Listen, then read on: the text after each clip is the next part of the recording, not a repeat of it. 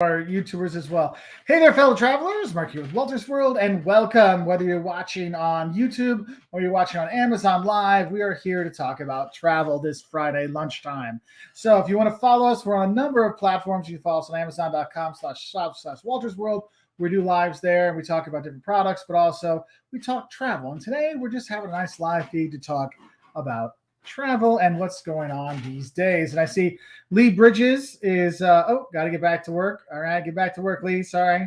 I'm connected to Olympic fencing, and Lee Kiefer just won gold in women's foil. Nice. I know her. Oh, that's cool. One of your students. So proud. She's an awesome person. That's cool. That's one thing you really get a better connection with the Olympics when they talk about the people, because it's not just person X playing, it's actually person X. I know their backstory. I know in the last Olympics, one of my cousins, actually she's in this one, shot putter, she was in there, and it was like, it was cool. It's like, hey, I mean, she's my cousin. I've never met her. My parents have, so they were all excited for her. So I'm like, oh, that's kind of cool. But when you have those kind of things, I know one of my friends, his wife was a table tennis Olympian for Lithuania many years ago. So it was kind of a fun thing. So, but so we're going to talk about random things today. Just say hi to some people on here. Gloris Gonzalez, hope you're doing well. Hola. Mark Finley, hope you're doing well. You got me for about an hour. I appreciate it. Anytime you all can spend. You can hop on, you can hop off, you can do whatever. I just figured a random Friday chat would be fun, and so we'll do that. I may do one tomorrow morning as well, Saturday morning, as a usual travel thing, because crazy stuff. I don't think I'll get a chance to edit a video for tomorrow, so I figured let's do a live and we can talk more travel. And I find that people are much more excited about talking about travel Saturday morning when they get up and they're like, oh, no work today. I can just relax and enjoy thinking about not going to work on a vacation. So we have that. Oh, Tina is so true. She says, hi, glad it's Friday. Yes, I'm glad it's Friday as well. So we have that. Oh, that's cool. Booger414. Well, this was a nice surprise. Finished one live travel chat and found this one. Booger, who were you listening to? I always like to find out who else is going live, and so I can pop on and say hi and show some support for other travelers as well.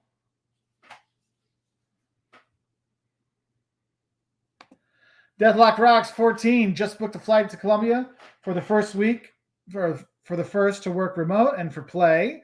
Any recommendations for Cartagena, Medellin? I do know that Cartagena and Medellin are the two places most people recommend to go. I have not done my background research on them specifically.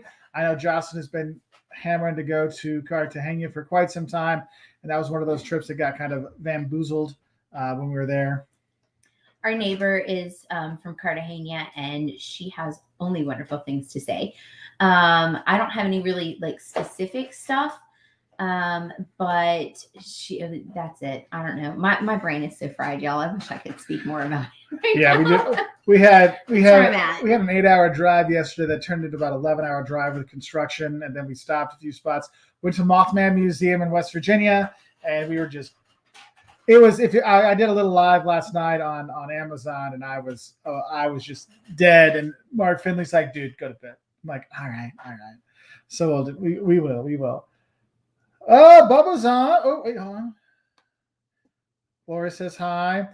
Ivan Nelson, please visit Myrtle Beach, South Carolina. So I actually was there. I actually filmed old videos on what the 511 Hates of the South, I think, it was actually in North Carolina. But on that trip, we did go up to Myrtle Beach. And I don't know, that was before I was doing so many videos. That's when I was still trying to figure out what was the right way to work Walter's World and the kind of videos to make. And I don't know why I did not do one on Myrtle Beach, but I will. We will get back down there, and we will definitely be there. So, yes. A says, hi, everyone. I think A speaks for us all when I say, hi, A. I hope you're doing well. Oh, Fiona is where'd it go? Hold on. I'll come back to yours, Alex. I was trying to get Fiona's there. Fiona says, I'm going to Ireland on Monday. Very awesome. Have a great trip. Have a safe, fun trip when you are there.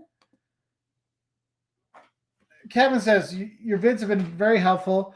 Risking a Slovenia-Croatia trip in the fall, can you talk about COVID travel experiences? I getting PCR tests in foreign nations. Thanks, Kevin from Ottawa, Canada. So, Kevin, thank you very much for the super chat. I do appreciate it. It does make a difference in our travels and helping us make our videos. So, thank you to all of you for the super chats and support. It does make a difference. Don't ever doubt that it doesn't, because it does. So, Slovenia and Croatia, since Croatia was open pretty much the entire time COVID was going on and people could still travel there, I don't see a lot of I don't have a lot of worries about Croatia in terms of going around and traveling. Slovenia, I could see there's more stuff. And what you need to realize is the testing before you go. Just make sure you get the right tests for them. I always go to like a CVS or Walgreens, because those are national chains. They're kind of recognized. So those ones that usually it comes from a real lab, it's from a real thing. It kind of goes through. When you're going between countries in Europe, that's when you have to figure out is what's required. And that's why the green certificate or the green pass that helps you get through. If you can somehow get in that and get the apps for it. I know for our trip to France, I had to download a tracing app, and I got to upload all my stuff to it with my test results and with my my vaccination cards and all that. And hopefully they'll accept all those things. But my friends that have been going over there, they were like, they didn't really want to see their vaccination card. They wanted to see, show me your PCR test. Show me your proof that you don't have a test. That's what was showing up more. So make sure you have those things. So, and since a lot of what they do is you do testing and they email it to you, make sure you're downloading all that stuff before you go to the airport. Have that there. You can open it up, screen capture it, because in case like data doesn't work, because sometimes there is no 4G or 5G. It does happen. Have those things already set up. Now, getting PCR tests in foreign nations. I know in Germany, they have free testing. And sometimes, like if you're in a smaller town or medium-sized city, they'll have free testing like downtown. So you just kind of go downtown and test there. I would talk to your hotel where you're going to be like the 48 hours before you leave the country, so you can make sure you can get tested where you can get tested to do that. So that can be helpful out that way. So I hope that helps a little bit, Kevin, to give you some ideas of things you can do. And remember, if you're going to go to multiple countries, you might have to test for every country you go to. Okay, that's why like our trips we have booked for this year, we've got a trip to France and a trip to Ireland, and it's a one country trip. So we get one test going in, one test going out. Don't have to worry about all those hoops to jump through. That's why I was telling quite a few people, I'm like, look, don't try to do your 19 countries in 10 days Europe trips this year because of all the new restrictions that are on there. So thank you very much for the super chat, my friend. I appreciate it. And Allison was asking, is travel to Europe likely to be restricted again towards the end of the year? Well, with the Delta variant that's come through, however you look at it, you saw how in India it really spiked and then came back down. In the UK, spiked and came back down. I think what you're going to see is you're going to see more restrictions come in right now. And then I would feel by the end of the year, those restrictions will have gone off again as well, because like all viruses, it runs its cycle, it mutates, it does its thing, and you can go that way. I am not canceling any of my trips yet, so I am not super worried. I know that it's going to be more testing and more mask wearing, which I'm totally fine with. So something there for that. Let's see. Oh, Stephen Evans, thank you very much for the super chat, my friend. Stephen says, do you plan on going to Disney World, Florida this year? No. My kids are not Disney World fans. We went when they were younger, when it was like Disney World age, and they're like, meh. And we actually ended up going back to the hotel and enjoying the pool because we stayed on property, and we went early in the morning and did the rides. And they didn't like the futuristic rides. They liked the Frontier World, the old school roller coasters. So they enjoyed that. And then by 3:00, they're like, okay, we're done. Like we're let's go. And so we went back to the hotel, and we actually had the whole fancy pool at the Safari Lodge to ourselves. So it was like really cool to enjoy it that way. So we won't be there. I've already been to Florida twice this year. I did a trip to Miami, another one to the Keys. We might go to Tampa later in the year because my sister-in-law lives there. But I don't think there'll be Disney World. When we're in Tampa, we might go over to Orlando for Universal because the boys really love that. But sorry. Pedro Braz, thank you very much for the super chat. Obrigado. Estou feliz que estás cá. It doesn't show me what it shows you, so I can't see what's popping up. I see Michelle and Durag and Passionista bot. When its name's a bot, I'm gonna guess it's not a real person. They jumped on our Amazon stream, so I want to say hi to them. But thank you very much for the super chat, Pedro. That is super nice of you. Same thing, Stephen. It does make a world of difference to us. But I'm bummed. I say that, but I really, really mean it. EJ Slip, I went to Cleveland and Pittsburgh this week for a road trip. Can't recommend both cities enough. Cleveland might actually rock. 100% with you. We just got home from a 3.5-week road trip, and we spent 3 days. 3 days in Cleveland, and I'm like, we could have stayed there longer. Like, Josh is like, I wonder if Case Wesleyan's hiring, because we really enjoyed Cleveland. I mean, like the museums are top notch. They have all kinds of cool neighborhoods and great, architecture to see. You can really see how much money, like in middle class money, there was back in the day. And there's these great neighborhoods. The West Side Market was so much fun. Yeah, I mean, I did the don'ts of Cleveland twice because it was when there's the monsoons were like coming through. So everyone just me drenched. And then it finally cleared up, and we're actually by one of the Cleveland signs. So I refilmed it there. So it wouldn't be it'd be too bad. Paul Tipton is driving home from work. Dude, don't drive and text. I'm sure you pulled off the side of the road like a good person. Mike Holloman, go Illini. That's right. The IO just got drafted by the Chicago Bulls last night. That's nice to see a Chicago kid go play for the Chicago team. Very, very cool. Oh, sorry. It's doing the jumping around thing for me. So what you guys are seeing, what I'm seeing is a little bit different. Allison Fix, thank you very much for the super chat. I appreciate it. I'm glad I could answer your question in the first place, but I do appreciate your support. That is really super awesome of you. Oh, Eleanor's. Hello, I'm going to Nice and Vienna next week. Can't wait for Japan to reopen, even only for a few months. Yeah, no, it's Nice. Oh, if you're going to go to Nice, bring your water shoes if you're going to go on the beach. Those rocky beaches, they get a little painful walking on sometimes. I'm going to tell you that one right now. I went there. We were there a few years ago with the family. Went there with my brother before. I've gone there by myself.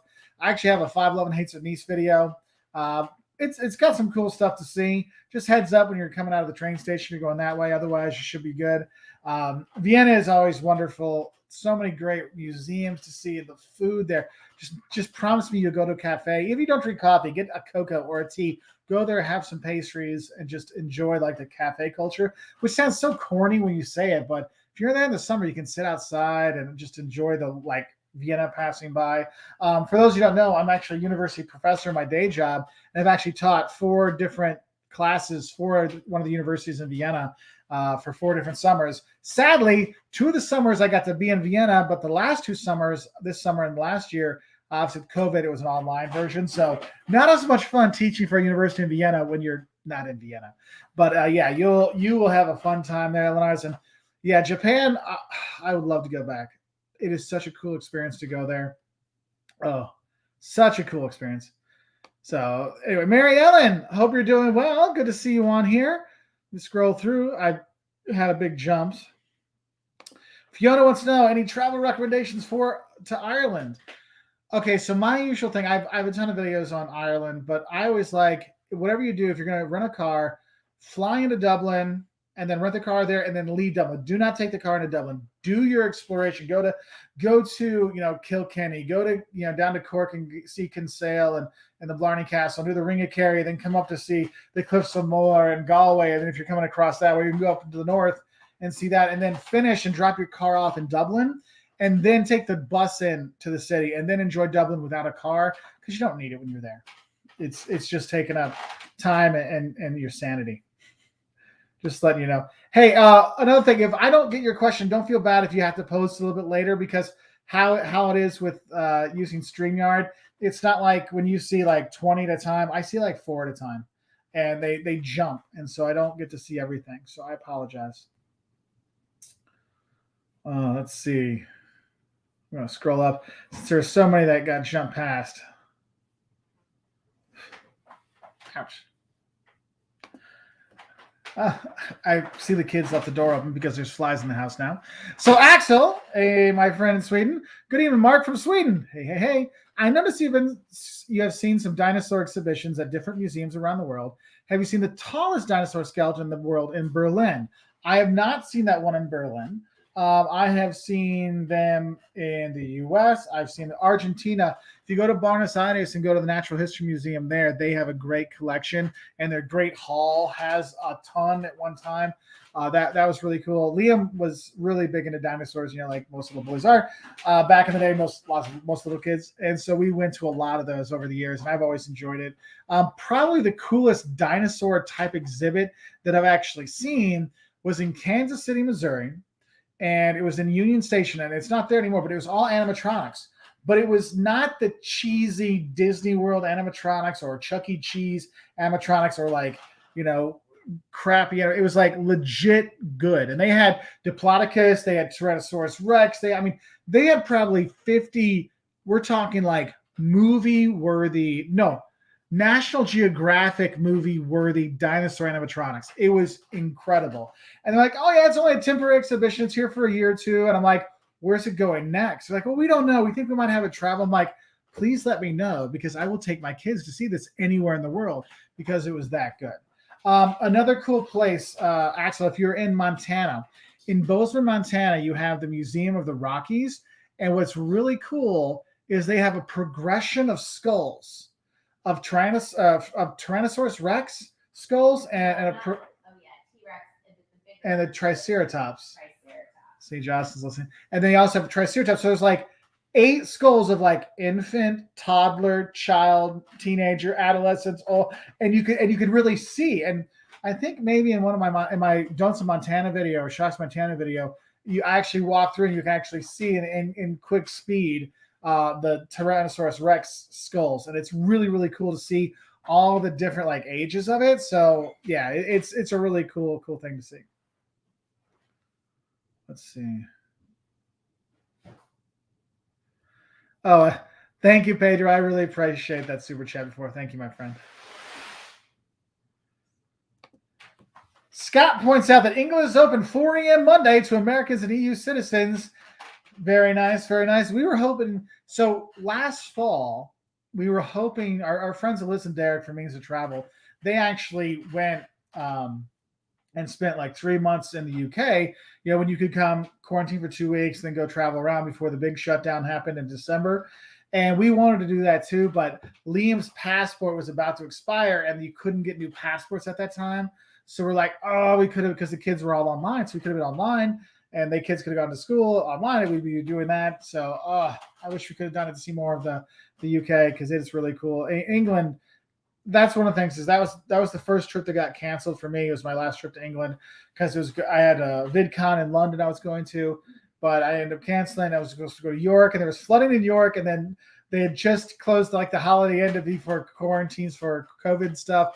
And I was just like, and there's like a hurricane weather going through. I'm like, you know what? Maybe it's a sign I shouldn't go. But that trip was going to be London, York, Liverpool, and Manchester. So hopefully, if next spring, if VidCon London's back, I'll be back and go hit some of those places up there, because it's always a good time to go. Always a good time. Jocelyn was supposed to go to the Jane Austen Festival in Bath. That got canceled. So when that gets back on, I'm sure she'll be back on.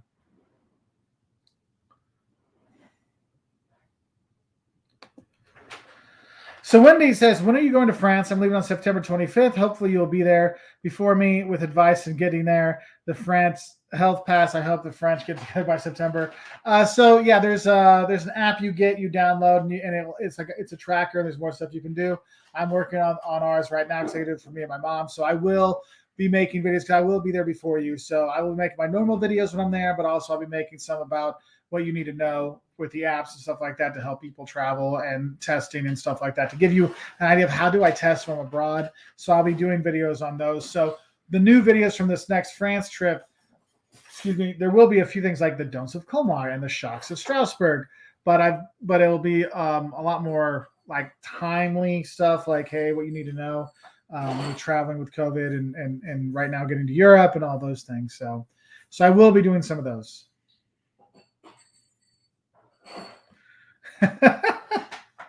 Esther, going on a Boston weekend trip this Sunday and Monday. The boyfriend planned double and triple lunches. Pray for my stomach. Oh, Esther, I will pray that your stomach enlarges itself to take in all that tasty goodness. But here's my tip for you. When you go to North Boston, the north part of Boston, you go with the Italian food and Mike's Pastry Shop. I know Mike's Pastry, you're supposed to get the cannolis. They're okay, but get the whoopie pie. Actually from Boston. Actually super good, and we actually like that better. Just there you go. That's something I really liked. So Jaden wants to know, why haven't you made a video on Virginia?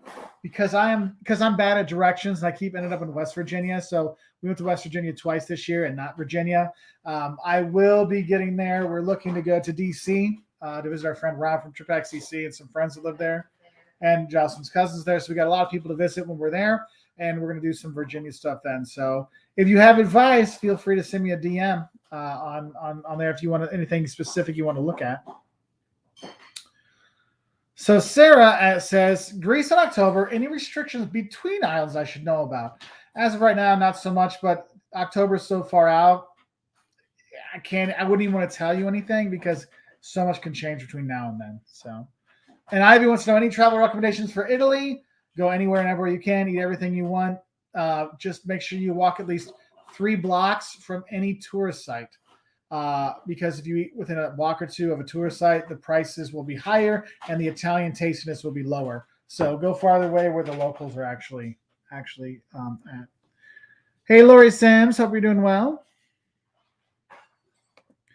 So JCPL Laptop, sounds like your real name, asks, hey, where have you been traveling post-COVID? So we've been doing a lot of U.S. stuff. So last July, we went to Georgia. We traveled around Illinois. And then September, we went, for the entire month of September, we went to Wyoming, Idaho, and Montana. That was amazing, by the way. I would go back to all those places, no questions asked. It was just gorgeous. South Dakota as well. And then November, we went to Mississippi, Texas, Arkansas, Missouri. That was fun. Not as good as the Mountain West, but it was a good time. But Mountain West was just too cool. Then what else did we do? Then we did some stuff in Illinois. Then Joss and I went to Las Vegas in February. Then we did a month-long road trip where we went back down to Tennessee, Georgia, North Carolina, South Carolina, West Virginia. I love West Virginia so much that we just got back. Then we did a couple trips to Florida. I did Miami and Key West. Then we just did a trip, filming trip. We were in Ohio, New York State, Connecticut, Rhode Island, Massachusetts, and West Virginia again. And we just got back last night. So, boy, are my arms tired. So we're getting out there.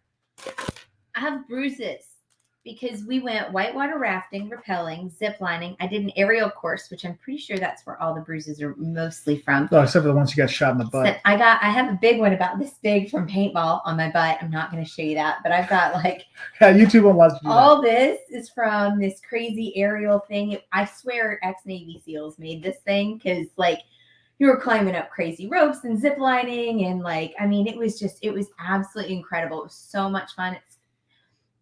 It's worth the bruises. I'm actually and the sore muscles because my biceps hurt a lot. Yeah, no, it was especially after you did the whitewater rafting because that was we 6 rafted hours. We were actively rafting for just a little over 4 hours plus then we had lunch and getting in and out. And all she had Liam, I had Caleb. I think we both had to do the same amount of work. We both dumped. Yep. I went over on the one nobody else went over on. Mark wiped out on the one that everybody wiped out on, but I navigated just fine. So it was fun though. It was a really great experience. So if you get the chance, the New River Gorge National Park is awesome. Yes. Came back out to work. See ya. All right. So Michelle says, my husband and I will be visiting friends in Des Moines next year and thinking of driving the Great River Road, the length of Iowa. Do it. Yeah, do it. And there's a couple of small towns I really recommend. Well, one is Pella, Iowa. That is the Dutchiest. I have a video of the most Dutch city in America. It's really nice to visit. It's easy to get to from Des Moines. No big deal. Also, the Bridges of Madison County from the movie Bridges of Madison County. It's a 30, 45-minute drive from Des Moines. Easy day trip to see the 6 bridges. And Winterset is the county seat there. And so there's a nice little town you can go to. Well worth doing. And then if you get to the Amana colonies, that's actually another nice thing to check out in Iowa as well. So that is, have a fun time. Now, Reinhardt is passive aggressive, but it's okay. Must be nice. I work at a grocery store, so I don't make the money to run all these wonderful trips.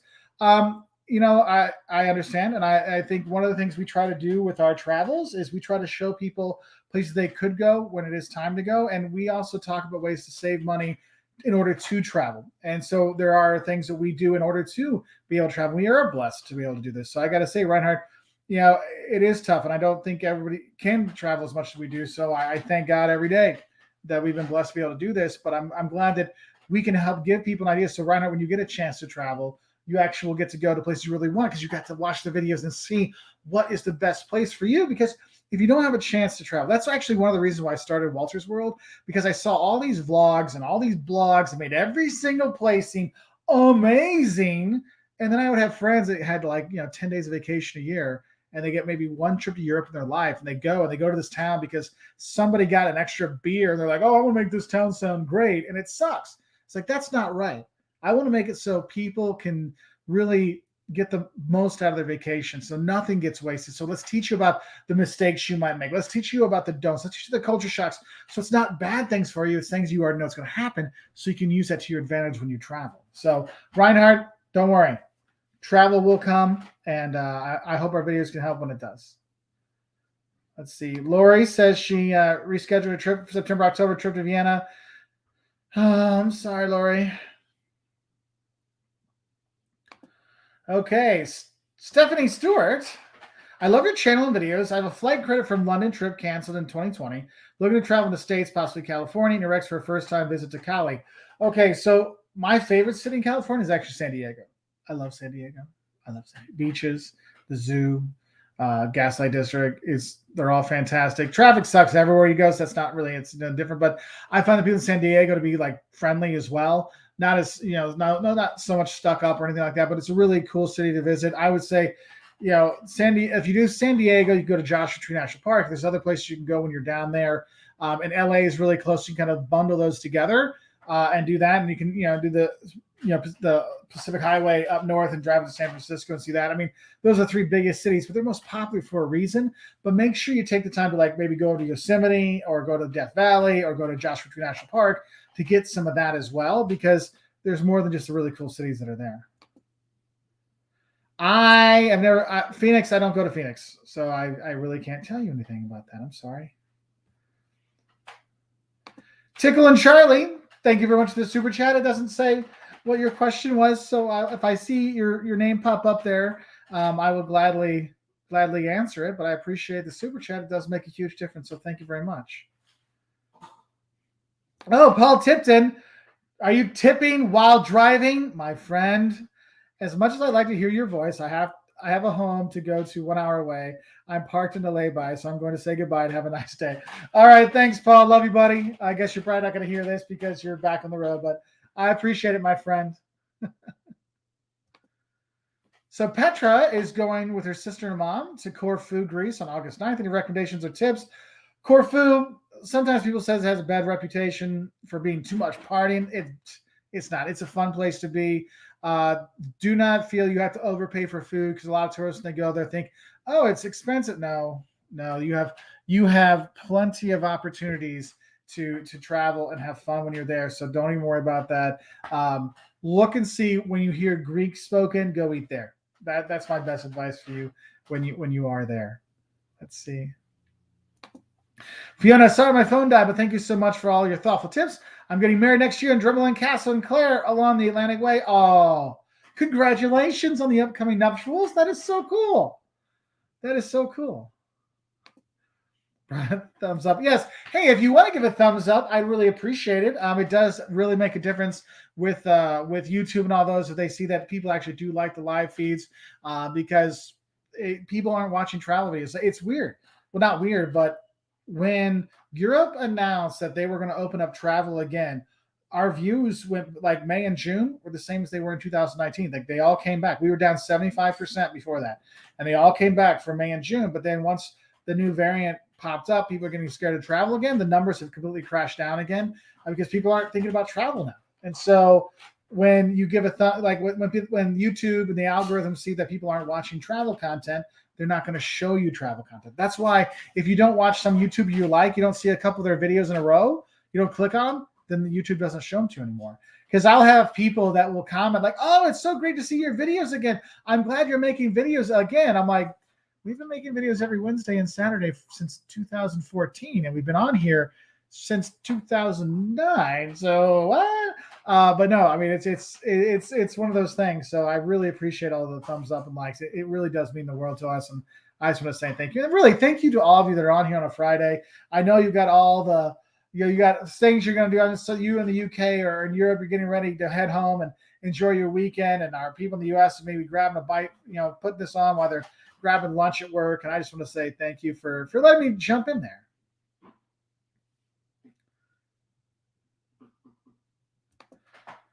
Let's see. H. Preciado, thank you very much for the super chat.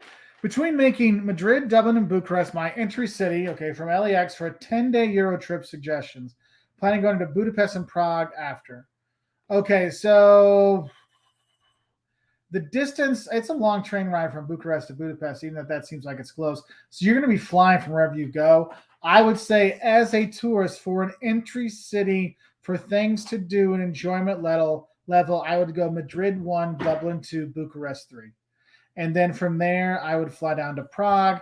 You can train or bus down to Vienna for the day, and then it's a 2.5-hour train from Vienna to Budapest. You could do that and throw that in. That would be my recommendation. But Madrid has by far the most, then Dublin. Bucharest, they have a really great peasant museum, and they have a museum where they brought a lot of buildings from all over the country, but it would be my third on that list. Vampira Mayhem, I'm an actor and the theaters are closed, so I have all the time in the world, my dude. I'm sorry, Vampira. Hopefully things will get opened up again so we can watch your performances and enjoy art again, because I miss performances all the good time. Oh, Trip Hacks DC. Rob, if you're heading to DC, I highly recommend you hire him as a guide to show you around. Awesome dude as well, not just a good travel guide. The travel industry is absolutely feast or famine right now. Some destinations making more money than they could ever imagine. Many others are barely scraping by. It is so true. So on our trip, I could see, like when we were in the Berkshires in West Massachusetts, totally packed everywhere. I mean, the hotels, all the Hilton properties were booked out 2 months beforehand. Okay. Mystic, Connecticut, totally packed. West Virginia, we were at New River Gorge with canyoning, hiking, whitewater rafting. All that stuff is sold out. Everything is packed up. But other places, drive around, nobody. You go to some of the big cities, you go to Chicago, St. Louis, there's nobody. Nobody's downtown. Nobody's doing anything. So it's very interesting to see how different it is. So, Wendy, thank you, Wendy. I'm glad we can help out other travelers. It means a lot to hear that from y'all. I really appreciate it. Thank you. Esther says, my niece just had her first international trip to Sicily and Munich and caught the travel bug. Any tips, places she should go to hone her travel skills? Well, Esther, it is the most dangerous, expensive habit you can get. Is the travel bug. It's very expensive, but it's very much a wonderful thing. And I would say if she's looking to travel, if she can find weekend getaways, because I don't know if she's in school or if she's working. I'm going to guess, I mean, if she's younger, we probably doesn't have a lot of vacation time, but getting some of those weekend getaways and plan those things around is a really good idea. If she's just started working, don't travel in the summers because price is so much higher. Because I always say, if you're a retiree or don't have kids and you can travel in September or April, do it because you can get lower prices, but still have the great spring weather or great end of summer weather. A lot of places in Europe and the US. So I would say for that would be something good to do. So yeah. Lindsay wants to know, when did you catch the travel bug? 1993. I went to Australia as an exchange student and never looked back. My whole thing is like, I want to be the mayor of my town one day to I'm going to go see the world. So it really, really changes things. It was funny actually today, this morning, I did a live feed with the Kiwanis back in my hometown. So it was fun to see some people that I knew from back in the day. Hey, Mind Ben, hope you're doing well. Let's see, Trip Hacks DC. Rob, I keep saying to go against the grain and check out destinations that aren't overpriced and overcrowded right now. This window of opportunity won't be forever. This is very true. I mean, you can get some great deals for some of these places, and you can see without the people. It's kind of like the more urban areas, more cities kind of stuff is usually not as busy as it usually is. Like right now, I'm looking to get a trip for Caleb and I to go to New York City because it's pretty relatively empty. Compared, I mean, it's not empty, but it's compared to normal. It's a lot more doable than it is other times, right? And so, do take it. Hit up DC. Go and visit these places because the national parks are. I mean, it's just if it's an outdoor activity based tourism thing, it's booked. It's popular, popular, popular. Oh, Clymer, thank you very much for becoming a new member. That is so awesome. Thank you very much. If you go into the community tab on our main page, you click on there, you'll see that you can look at members only comments, and you'll go down and say, hey, here, there's will be a link for our superheroes Facebook group where you can share stories and talk and have a good time. We have a really wonderful group of people that really talk travel and just share their experiences and just become friends. It's really, really a nice place. So welcome, welcome, welcome. We love having you here. It's awesome. Thank you. Vampira, you're right. Catalonia is underrated as Frankfurters. Yes. See, there you go. Booger points out, my wife and I don't have kids and love September trips, which also coincide with our anniversary. Perfect, perfect, perfect. I mean, honestly, it's amazing. I lived 12 years in Europe, and it's like it's not summer until June 1st. And then once it's September 1st, it's over. And people are like, literally, like, I don't go to the beach anymore. I'm like, but it's still like 85 degrees and sunny out. I don't know. It's fall now. And you can use that to your advantage. So, yeah, awesome.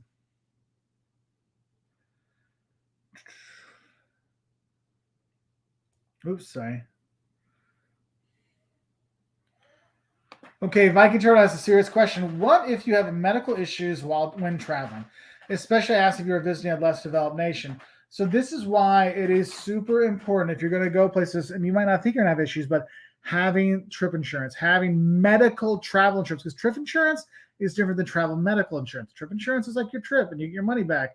Medical insurance, travel medical insurance covers issues.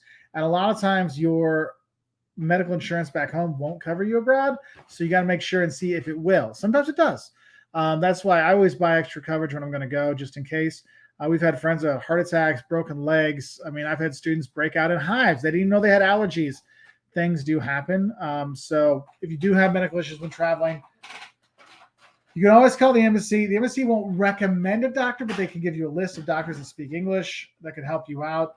I know when Johnson was pregnant with Liam, we were at the embassy and they're like, oh yeah, here's some ones that speak English well. And we went through and we actually didn't use any of those, but it got us in contact with the people that got us somebody we really liked, Dr. Patricia. So it worked out. We still visit when we're in Portugal.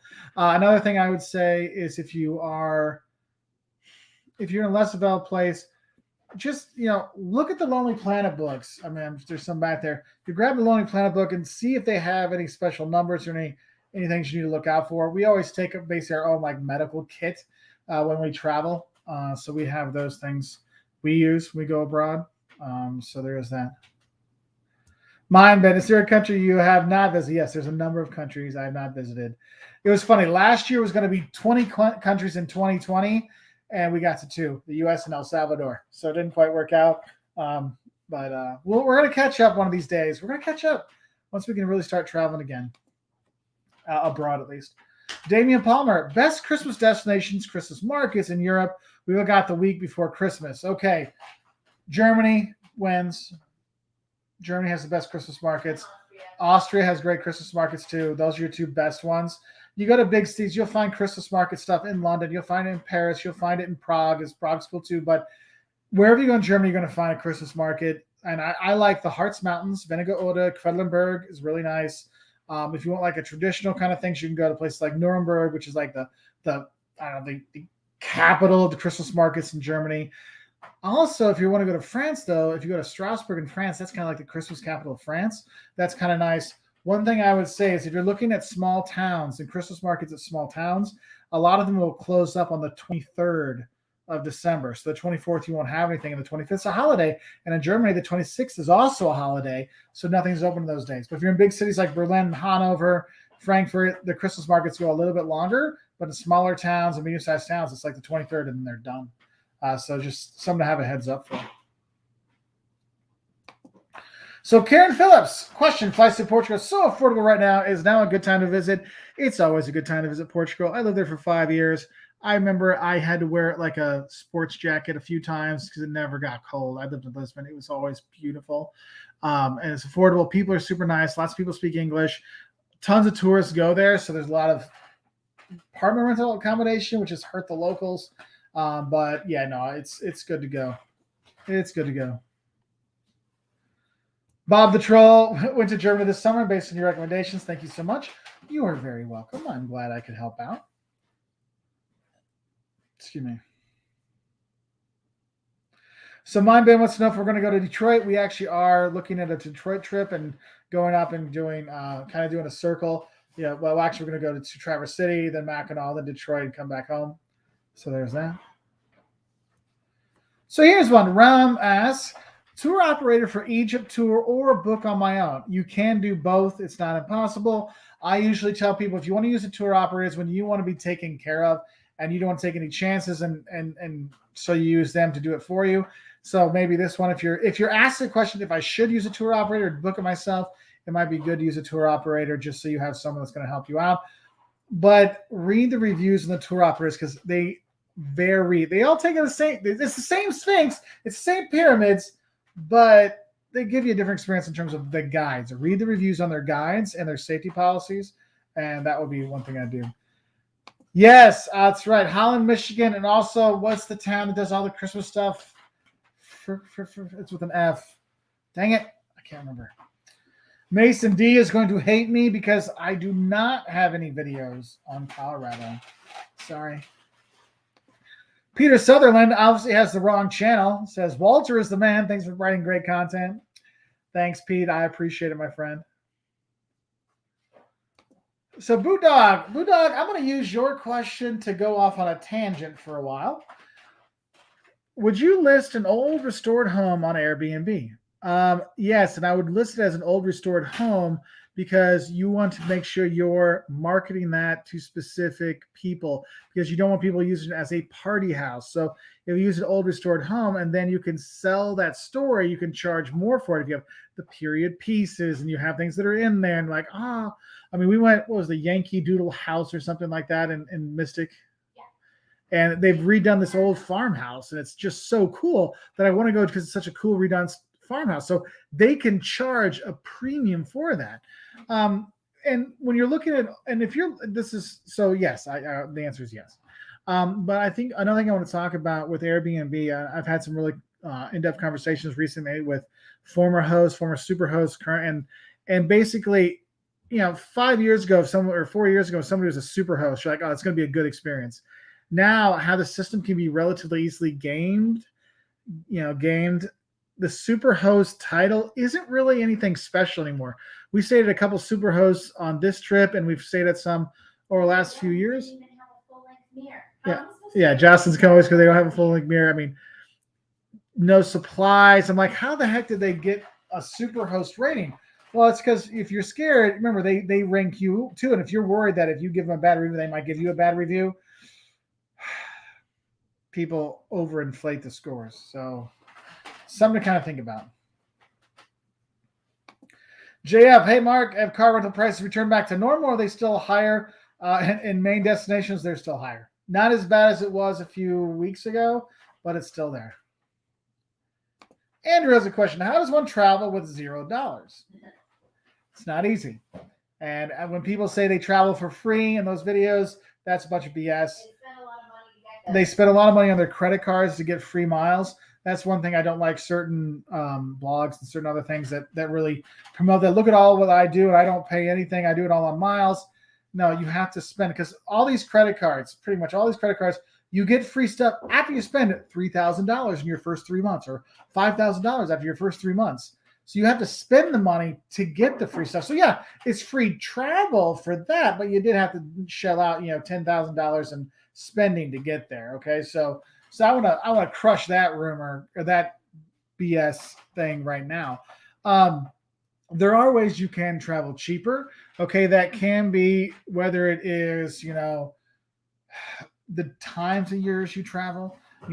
Doing an October, November, not like early November, October, early November, or a late January, February trip. Those days, it's when people aren't traveling, so you can get a lot cheap. Like you can fly cheaper to Ireland than you can to like another part of the U.S. if you're coming from the U.S. if you're looking at that time of the year. So it's kind of like it's about travel, picking the right times, but also one thing we've always done is we always look at financially speaking, where do we prioritize? Obviously, we prioritize in literacy, at least for us. Trying to get the kids to read is always tough. But we don't do cable. We don't.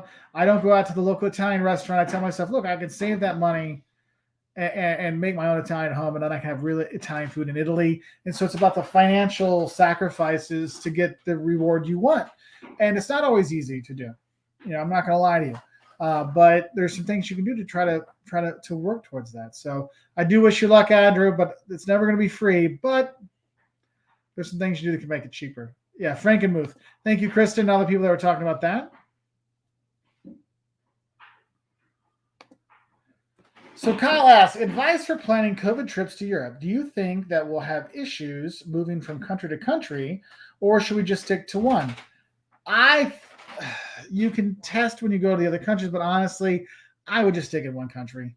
I mean, just to why give yourself more possible headaches later on? Because it's kind of like when people were going to Hawaii, they didn't realize they needed to test going between islands as well, not just in Hawaii, but going from island to island. And so, do you really want to throw away a few $1,000s because you didn't get the right test because you want to go to a different country? I would really recommend staying on that one.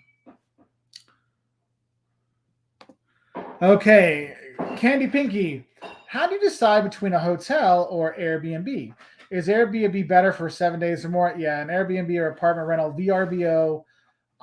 When it's 7 days or more, I will usually go with the apartment rental because you can eat in. Like here's how we're saving money. I'm not spending $40 on breakfast or $100 on lunch to take the family out. I'm spending €20 at the $20 at the local store, and we're eating at home at the apartment. So that can save you money. Another thing is as much as we want to think that we're going to go on vacation, we're going to see sites the entire time, 24 hours a day, 7 days a week. Sometimes you get a little burned out. Sometimes you get a little tired. Having that place to go back to and not have to worry about cleaning up because the cleaning staff comes through, or only have enough room for a bed. Because some places you go around the world, I mean, your hotel room is literally a bed, and that's it. And you're like, oh, there's not a lot of room to hang out here. So I usually go that way. I will say, though, Airbnb with their cleaning fees and how it's not as cheap as it seems. We have actually moved that if it's 3 days or less, we now go to hotels because the rental stuff is just not worth it financially and pain in the buttily because, where do you store your stuff? You come in early, late checkout, so you can't be there. The hassle is getting more that we're actually moving more towards usually always hotel if it's 3 days or less, 3 nights or less. But that's with the family. If it's just myself, it's one person, I can go a little bit farther with just hotels, but kind of give you an idea of what I'm thinking about.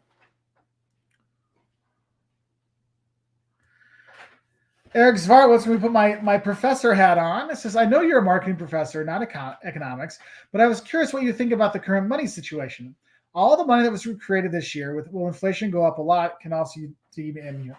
With that much money out there in the system, you will have inflation. There's just so much money out there that people can bid on stuff, and it's going to go up. And with that, people need to make more money. You need to make more money to pay for those things. And so it's kind of like multiple inflationary pressures that are on there. So yes, you will see more inflation, and you will see that money supply has really impacted things. So yeah. Tyler Cool Guy, hey, hello, Mark. Are you concerned that Delta variant could negatively impact domestic air travel? I'm sure it is. I've seen on my website and on my YouTube channel the number of views have significantly dropped since the Delta variant became the news topic of the day and what people are worried about. And so it is interesting to see how it has already impacted, because I can see if people aren't watching videos about preparing to travel, it means they're not going to be traveling next month or the next 2 months. So I see traveling going down the next few months. Reggie and her man. Hi, Mark. Friday lunch, mac and cheese. Better be Kraft. That's all I'm saying. Say hi to Jocelyn for me. Hi, Reggie. You hear she said hi. Oh, she's home recovering with kidney stones. Hey, Reggie, guess what? I get like at least 1 or 2 a year. I've had like, almost 40 stones since I was 18. So I feel you. I understand what you're going through. Sip your water. Don't overdo it. And drink lemon juice. Lemon helps to smooth out the stones and make them less pokey. Yeah. Okay. Have fun and enjoy your drugs while you just sleep and are goofy for like the whole day. I hope you get over it quick. Bye. Fun times. Yankee Man, thoughts on trying to travel a country with tougher restrictions like in Asia, but probably have less tourists than ever? That's what Rob was talking about. If you can get it, you can pull it off, it would be amazing. But with those restrictions, you make sure you follow those restrictions to the letter, because if you don't, you could end up in some really big trouble. Some places get a little slap on the wrist. Some places put you in jail for breaking their curfews or breaking the quarantines. So you do definitely want to make sure you are covering all your bases. So have everything. Make sure to check it out, because there's reasons why that governments will say, we don't really recommend you going there at this time. And if you are going to be going anywhere in the world, I would, get your vaccine, just because that's going to open more doors for travel for you right now, at least. So something to think about. Connor Malcolm, love from Scotland, love from the U.S. back to Scotland. Hope you're doing well. Reggie says, thank you, Jocelyn. Oh, sorry. Let's see. Ryan, what do you guys think about Flagstaff, Arizona? Maybe going there for a student exchange. Love it. I love it. Jocelyn said she loved it. I love Flagstaff. I think it's Northern Arizona University. I like it. I like it a lot. It's going to be cold and lots of snow in the winter, but it's a cool place to go. I liked it better than Tucson, but Jocelyn likes Tucson better. But that's where I spent my winters. But that's where she spent her winters as a child. Yeah. So I like it. I actually have, if you look up Walters World Flagstaff, I have an old video from there, like 2013 maybe, when we were there, but I really enjoyed it. Jacob Rivera wants to know, how do I go about getting a leg lamp? Just look them up online. They sell them all over. We actually stayed at the Christmas Story house in Cleveland. I have some fun videos that'll come out around Christmas time about Christmas travel stuff. Search for that one, because even at the Christmas Story house, they're only like 20 inches tall. Oh. So to get the full size one, it takes a lot of ingenuity and Googling. But you can get them. You can do it. The interwebs is this crazy thing. You can find crazy stuff. Ethan Songs, have you ever been to Africa? Yes, we have. Let's see. We have videos from Morocco, Rwanda, and Tanzania. I was in Tunisia, I really love them all. Highly recommend any of those destinations. We have plenty of stuff on African safaris as well if you want to look at our videos. So we got a ton of videos from there to help out.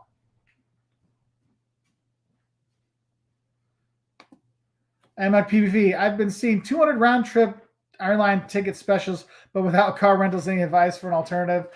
So this is the one. If you can see if they have public transportation or Uber services there, you usually can get by. It depends what kind. Like in the U.S., it's a little bit more difficult. But that would be my thing. So don't think you always have to rent a car, but it also depends where you're going to be going. Zach, thank you very much for the super chat, my friend. I don't see a question. Oh, there's the question. It's right underneath it. Okay.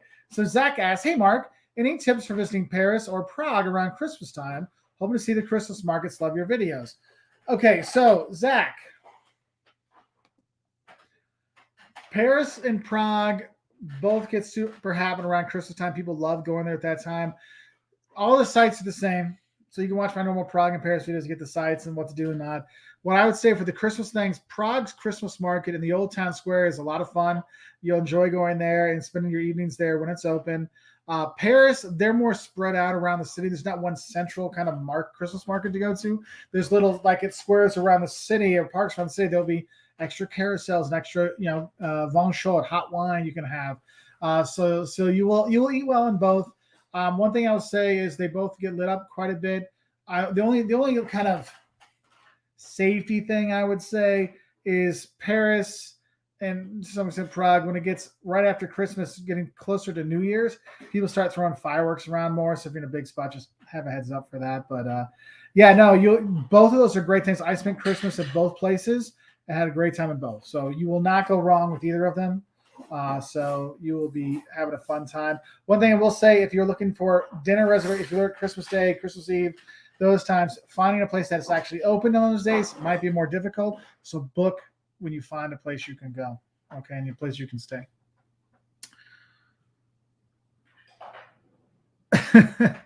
Scott Bradbury. Everyone is waiting for America to open. Americans to come here. So come on, America, allow people with 2 vaccines to fly there without quarantine. I know. I'm hoping it opens up too. I would love to have more random people bumping into us around the country because that's all we've been doing. We've been traveling around the U.S. so much last year. I mean, I've actually had to bring back some international videos. I'm like, we're putting way too much U.S. content out. I gotta show some other parts of the world too. But yeah, I'm hoping so. I'm hoping so too. Let's see. Gene asks, what is your favorite part about visiting Ireland? Going to the pubs and listening to live music at 9 o'clock at night every night. Everywhere I go. That is my favorite thing. Just sitting back, having a drink. I'm sorry, I'm laughing because Paul D's answer was Temple Bar Fight. That's funny. That's funny. Let's see. Sorry. I've totally lost my train of thought because that just made me laugh. So Julie says, try visiting Gdansk. Yes, I do recommend Gdansk. Gdansk and Krakow are my 2 favorite cities to visit in Poland. Gdansk, you see it's been rebuilt, but there's the fountain in the middle and the churches. And one of the churches you can actually climb up to the top, and you'll swear to God you're going to die when you climb up to see the outlook. But it is well worth it. Only problem with Gdansk is getting there. It's doesn't have a ton of the cheap air flights to get there, and it's kind of like out by itself on the north coast of Poland. But it's worth visiting. I'm a big fan. Thank you, Julie, for bringing that one up. Oh, Kristen, we have a foreign exchange student coming in a couple of days from Taiwan. Any advice for hosting? So I was an exchange student multiple times, and I had some wonderful families, and I've had some families that, frankly, were not good families. Communication is key. Being open-minded is key. What? Yeah, I'm not going to say that on here. Yeah, I would say realize that no matter how much it says they speak English before they come, their English won't be where you hope, like it won't be perfect. So help them out. Don't slow speak them. Just speak normal because that's how they're going to learn faster. One thing I would do is suggest to them, don't just stay on their computer and talk to their friends back home or on their phone. Tell them, go out, get them to join clubs or sports at the high school they're going to go to, because that's how they're going to make friends. And for exchange students, you only get that first impression, that first week or two. People decide if they're going to hang out with the exchange student or not. And where I've gone, I've always made tons of friends, and I knew all the locals and went out and I got invited to other parties and all that stuff. But other people were exchange students with me, and they never got anything. I'm like, well, did you ever, make the effort? They got to make the effort. So do that. And sometimes people can be timid. Help them out. Help them get to know kids in your community. Maybe, I'm sure if it's a study abroad thing, you can ask, hey, what are some sports you like, or what are some activities you like? And then you can help them get into those activities while they're there so they can make some more friends.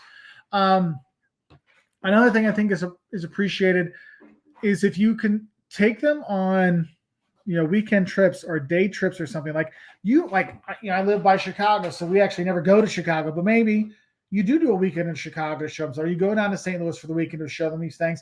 And so you're kind of like a tourist in your own area, so then they can get to learn more about it. Also, when you're eating, and choosing things to eat, tell the story about why Kraft mac and cheese is so important for anyone visiting America. So there's that. But just be open and know that it's going to be ups and downs. Know the first month everything's exciting for them and new. Second month they normalize. The third month they're here. So what would that be, like November, October? That's when homesickness kicks in, and that's when it's the toughest time for them. So be understanding at those times. So I hope that helps a little bit. Step Probe, can't wait to get to the U.S. Still remember your advice. Don't touch the Americans, isn't it? Don't touch the Americans. So nice. That's funny. Oh, is Eric B on here? Hey, where's my buddy Eric B? I'm thinking of doing the Flixbus or train from Budapest to Krakow for an 8-day trip. Yeah, that's fine. Flixbus is going all over the place. That's a really good two places to go. You won't go wrong, Eric. You won't go wrong. For those who don't know, Flixbus is kind of like a Greyhound kind of thing for Europe. Get you all over the place for really good prices. Takes longer than trains most of the times, not always, sometimes, but it's a really good economical alternative for doing these things. Eric B, I love it. Go check out his channel, Travel Adventure with Eric B. Go now, go subscribe, leave me, and go there, okay, and sign up with my buddy. Han says, "Hi, Walter's World. Time Magazine recently named also one of the world's greatest places. It is a great place. It's gorgeous. You can take the boat out and see some of the mini fjords and stuff, and the nature that's there, and cool Scandinavian architecture. But there is one thing: is when Time or any of these magazines put together these lists for like the happiest places in the world or the best cities in the world, you have to realize is they are using different standards that normal travelers might not because." When I look into great places to live and go to, price of living does factor into it because no matter how great Oslo is, it's still insanely expensive. Like last time I went there, I didn't get one beer when I was there because it was too expensive. So it's always interesting to see that. But but I won't lie, it is one of the greatest places. So I won't fault them for that. But it got me thinking about all those like Denmark is always the happiest place, or Sweden or Finland are named as the happiest place in the world. I'm like, and I know smiling doesn't indicate happiness, but I'll be darned if I haven't seen some happy people other places around the world that seem a lot happier. But it's kind of interesting. That's my marketing professor. Like, what is there? Like, show me your scoring system so I can check that out. Don Tavis, thank you very much for the super chat. I'm sorry I didn't see this earlier. Hi, Mark. I'm going to Cancun next week. Cool. Is the airport as difficult as people make it look, especially going from one terminal to another? Not really. The only are you transferring or are you just flying in? If you're just flying in, I mean, it's a normal airport. You just go out.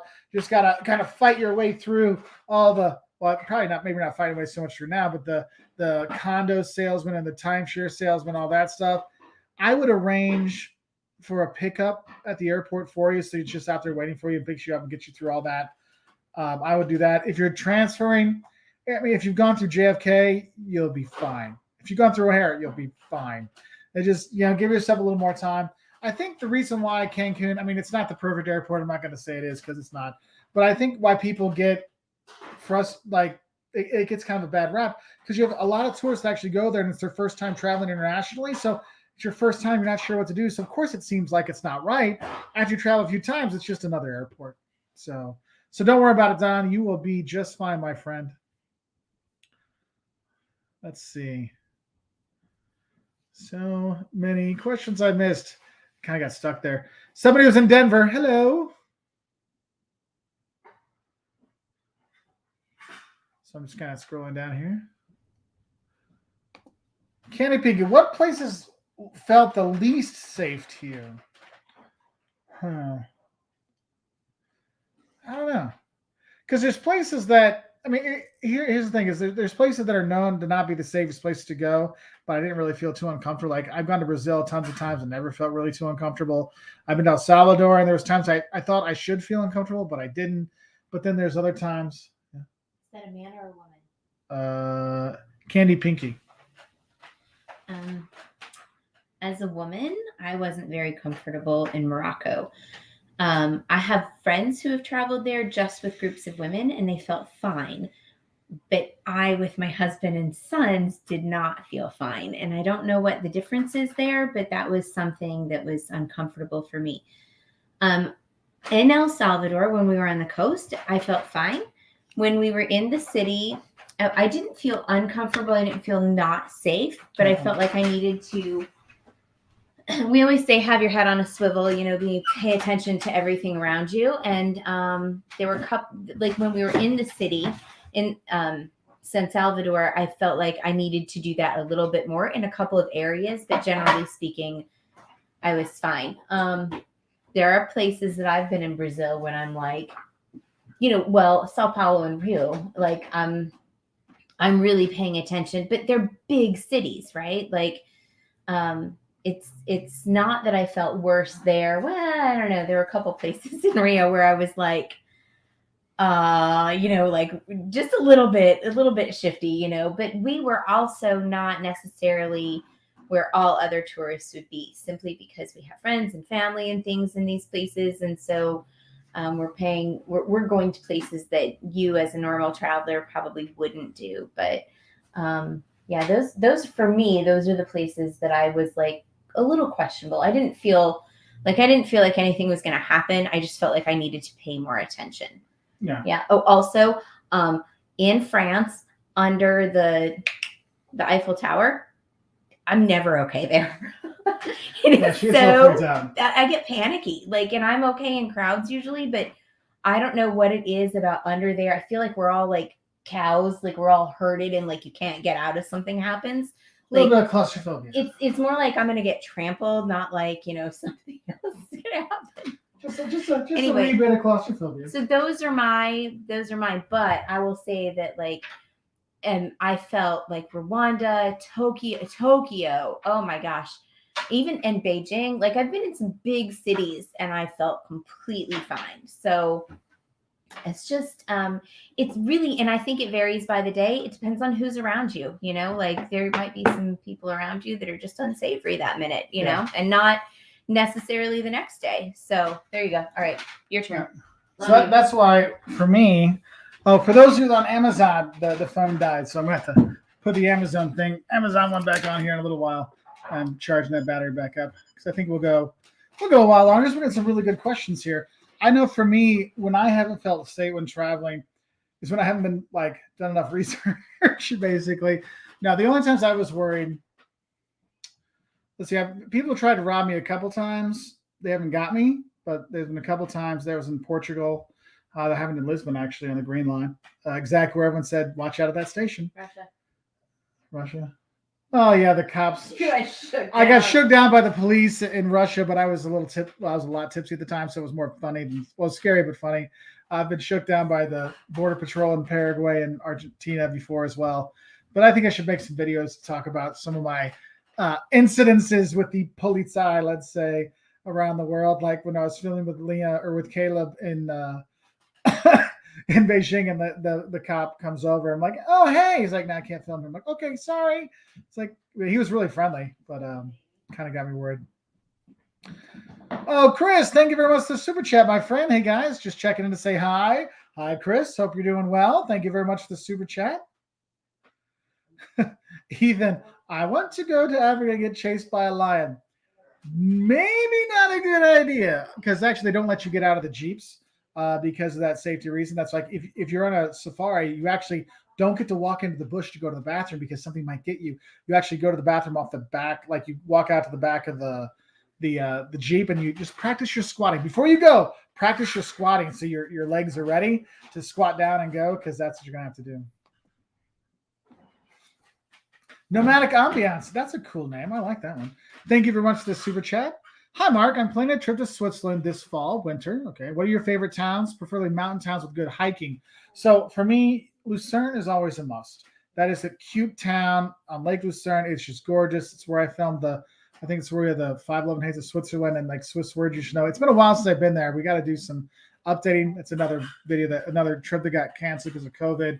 But Lucerne is a great place. You're probably going to fly into, I would fly into Zurich and fly out of Geneva, or vice versa, so you can hit some different towns along the way.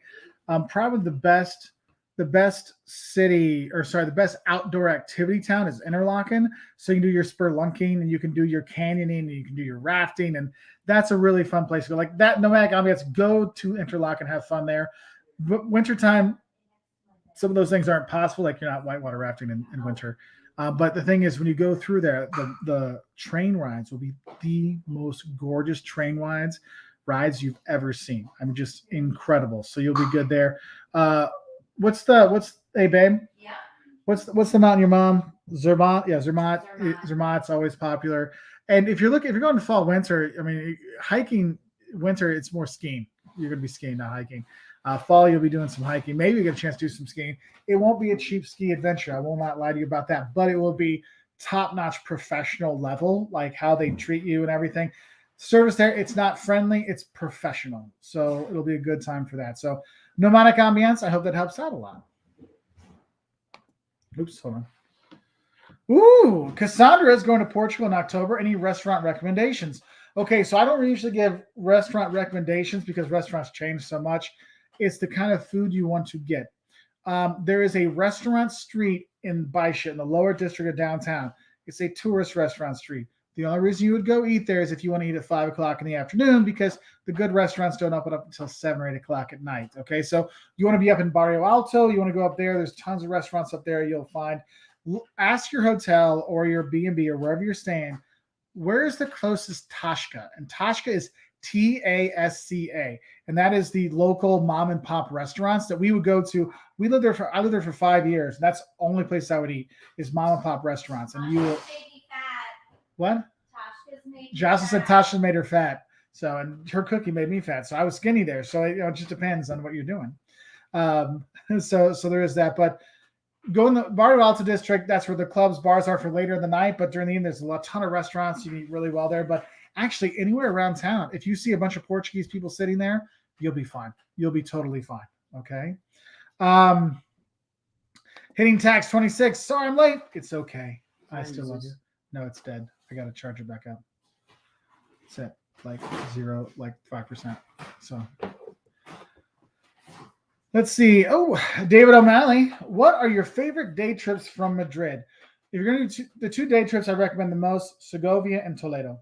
Toledo was the capital of Spain before Madrid, and it's still the capital of the Catholic Church there. So there's a lot of really good stuff there to see as a tourist. But when I go with my students, I take students to Madrid every few years. I do our day trip to Segovia because it's an easy one to do because you get dropped off down by the aqueduct. And there's this beautiful Roman aqueduct there. You have that, you get a picture, then you walk your way up. You have the roasted pig and the big beans you eat. Oh, I have a Segovia video that'll tell you what to eat and do when you're there. And then at the end of the walk, there's a castle. You can go in and see that. It makes a great day trip. There's tons of trains to get you there, buses that'll get you there, no problem. Same thing with Toledo. Toledo's just got a different layout. You're more walking around more. But both are excellent day trips. Those are the top 2. Then you got like El Estoril is below that. That's a palace outside of Madrid, but Segovia and Toledo, those are 2 ones you really should do.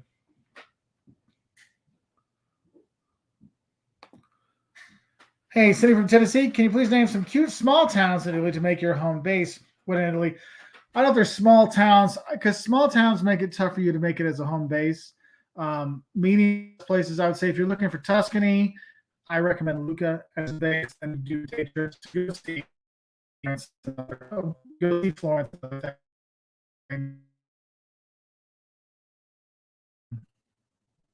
The other side, I look at Ravenna. Ravenna is because Rimini is a big beach town people like to go to, but Ravenna is one of my favorite cities to go to in Italy. It's Byzantine, so the church is there from the year 500, not 500 years old, but from the year 500, and it's just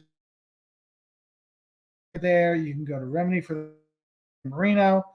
So there's a lot of stuff there. Sorry, we're getting delays. We just got our this morning and we're crashing out. So I tell you what, I'm going to hop off. This is going really well. I feel bad. We're losing our stuff. Ooh, hitting tax 26 has got the best thing. I have a rule of only eating things I can't get at home. Exactly. That is one thing that makes it easy for me to say no to certain foods. I'm like, look, I can get it at home. I have to try this. I can't get that. I have to have this. Even if you're in your own country, we were in Connecticut and we're on the coast. I'm like, look, I want to have this, but I'm on the coast, so I have to have the fried clams or whole belly clams. You don't get that in the Midwest. You know, lobster roll, heck yeah, there's hot and cold. Mind blown. Yes, hitting tax, that is the best way to do it. And I have not been to Bermuda. So Ryan Reed, you had a question before. I was trying to answer. I got thrown off because the other phone died. Ryan, you teach marketing, right? And you were asking for any advice heading into the fall semester with high school students. I believe that's correct. Um, so one thing I would say is remember these students have been online for a year, so their social skills are going to suck. It's going to be, you're going to have a lot more pride detentions, a lot more frustrations. Look at the airports you see now. You see people, fighting over the stupidest things these days in the airports. And people just are frustrated and they have this anger and they have no outlet. And then these kids didn't have any outlets for a year in a lot of places. And so it's going to show up in the classroom. They're acting out. So I would say, Ryan, have a little more patience with them. Maybe planning your syllabus some more like releasing energy things versus just sitting down and book stuff. A lot more kind of in-class activities. One thing when I do like one of the activities I do in class for new idea generation, I just give them a bunch of paper clips and have a little competition. Groups of 4. Hey, okay, whoever can come up with the most ideas wins, and then whoever comes with the best ideas wins, and they come up with like 30, 40 things, and they give them like 20, 10 minutes, 15 minutes to do it. They have 30 things, and you say, okay, now pick your top 5. Your 5 best ideas, and they'll go up and they'll write their best ideas on the board, and then you'll see that most of them cross over and someone else has already done it. And you see now you show them how tough it is to really come up with a new idea. And so that's kind of a little activity. So try to put more activities into the thing, and I think that'll help out. So hopefully you didn't jump off before I finished that. Sorry, man.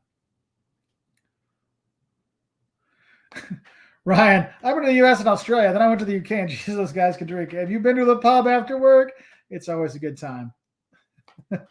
Bradford, waiting for you to do a Hawaii video. We were going to go to Hawaii for spring break this year, but we had a positive COVID test, so we spent spring break quarantined at home. So missed out on that. Julie, try baseball in Japan, Muay Thai in Thailand, cricket in Sri Lanka. Sporting events in other countries are amazing. I agree. One of my funnest early travel experiences was going to a Australian rules football game in Adelaide in like 1993, and they like set the record for most points scored. It was a total demolition. My buddies were like, this isn't a normal game. I'm like, I don't care. This is the awesomest thing I've ever seen. So definitely try that out. Let's see. Hey, Lori.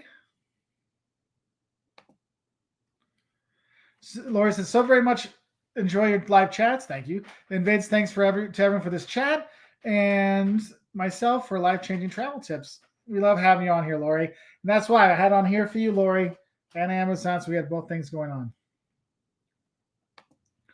So Zach wants to know, favorite book behind you? I just finished King Leopold's Ghost. So we are just in the process of rearranging our library. So this is taking them out of the books and throwing them back in. So for me, this is my section here. I read all the travel books and all the travel, and basically this entire section will be travel books. Let's see. It's back behind here. We got kids stuff.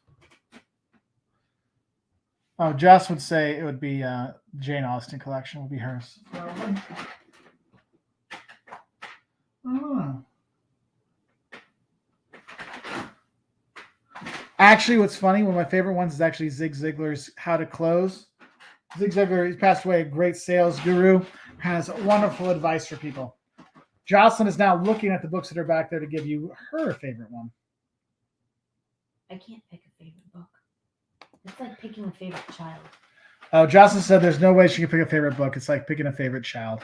Now, Tosh T brings up something that I was considering talking about as a day trip from Cuenca, but it's like 2.5 hour drive. And if you go any farther than that, your bus driver can't keep driving. So I did not put it in there, Tosh. But if you were going to be going to Valencia from Madrid, the best day trip to stop over at and enjoy is the town of Cuenca with their hanging houses. Yes, Tosh, always calling me out, my friend. Always calling me out. So for those of you who don't know, there's a town called Cuenca. There's Cuenca, Ecuador, which is really cool, but there's Cuenca, Spain. And based on your route from Madrid down to Valencia, and Valencia is a really hidden place, so it gets popular in the summer with beach people. It's a really cool city with Art Deco buildings and just incredible everything. But what you need to know is when you go there, there's this insane bridge you can cross that's a little scary because it's really high up. But you see the houses that hang over the cliff. And you can walk through the city, and it's a cool town to go visit, some good places to eat when you're there. It's a nice little day trip kind of thing you go through, but it's kind of like when you leave, you always want to make sure you leave and go back to the parking lot through this bridge, because you turn around and you see it and you're like, oh, that is so cool. I actually have a video on Cuenca, Spain. Be careful, because there's also a Cuenca, Ecuador video, but a Cuenca, Spain video that'll show what I'm talking about, and that Tosh called me out for. Oh, of course he did. Love you, Tosh. So, Mad Healer of Windhurst, thank you very much for the super chat. Sorry, I just joined. What topics are you going to cover in your upcoming videos? So, let's see. I know. So this summer, I filmed a ton of don'ts and shocks videos for U.S. states and some U.S. cities. And I think, so September is probably going to be more of a U.S. state focused thing, because that's when, college football comes in and people are really excited about their states. So like the don'ts of Tennessee, the don'ts of Georgia, the don'ts of South Carolina. So I have more focus. September's going to, I think, be more focused on U.S. places. For August, I'm not sure. I think I want to put some Spain stuff in there just for Tosh. Put a couple of Spain videos up, maybe the don'ts of Madrid, shocks of Barcelona. I want to get the don'ts of Turks and Caicos out. That'll be there. What else? I need to get a couple of France videos. I think August will be much more of a European-focused month. This last month, because I've been traveling, it's hard to edit and travel at the same time. But now I'm back home for a bit, so we'll have some things there. Let's see. Yeah, so at least I have, those are some of the things we'll be covering, at least in the next couple months.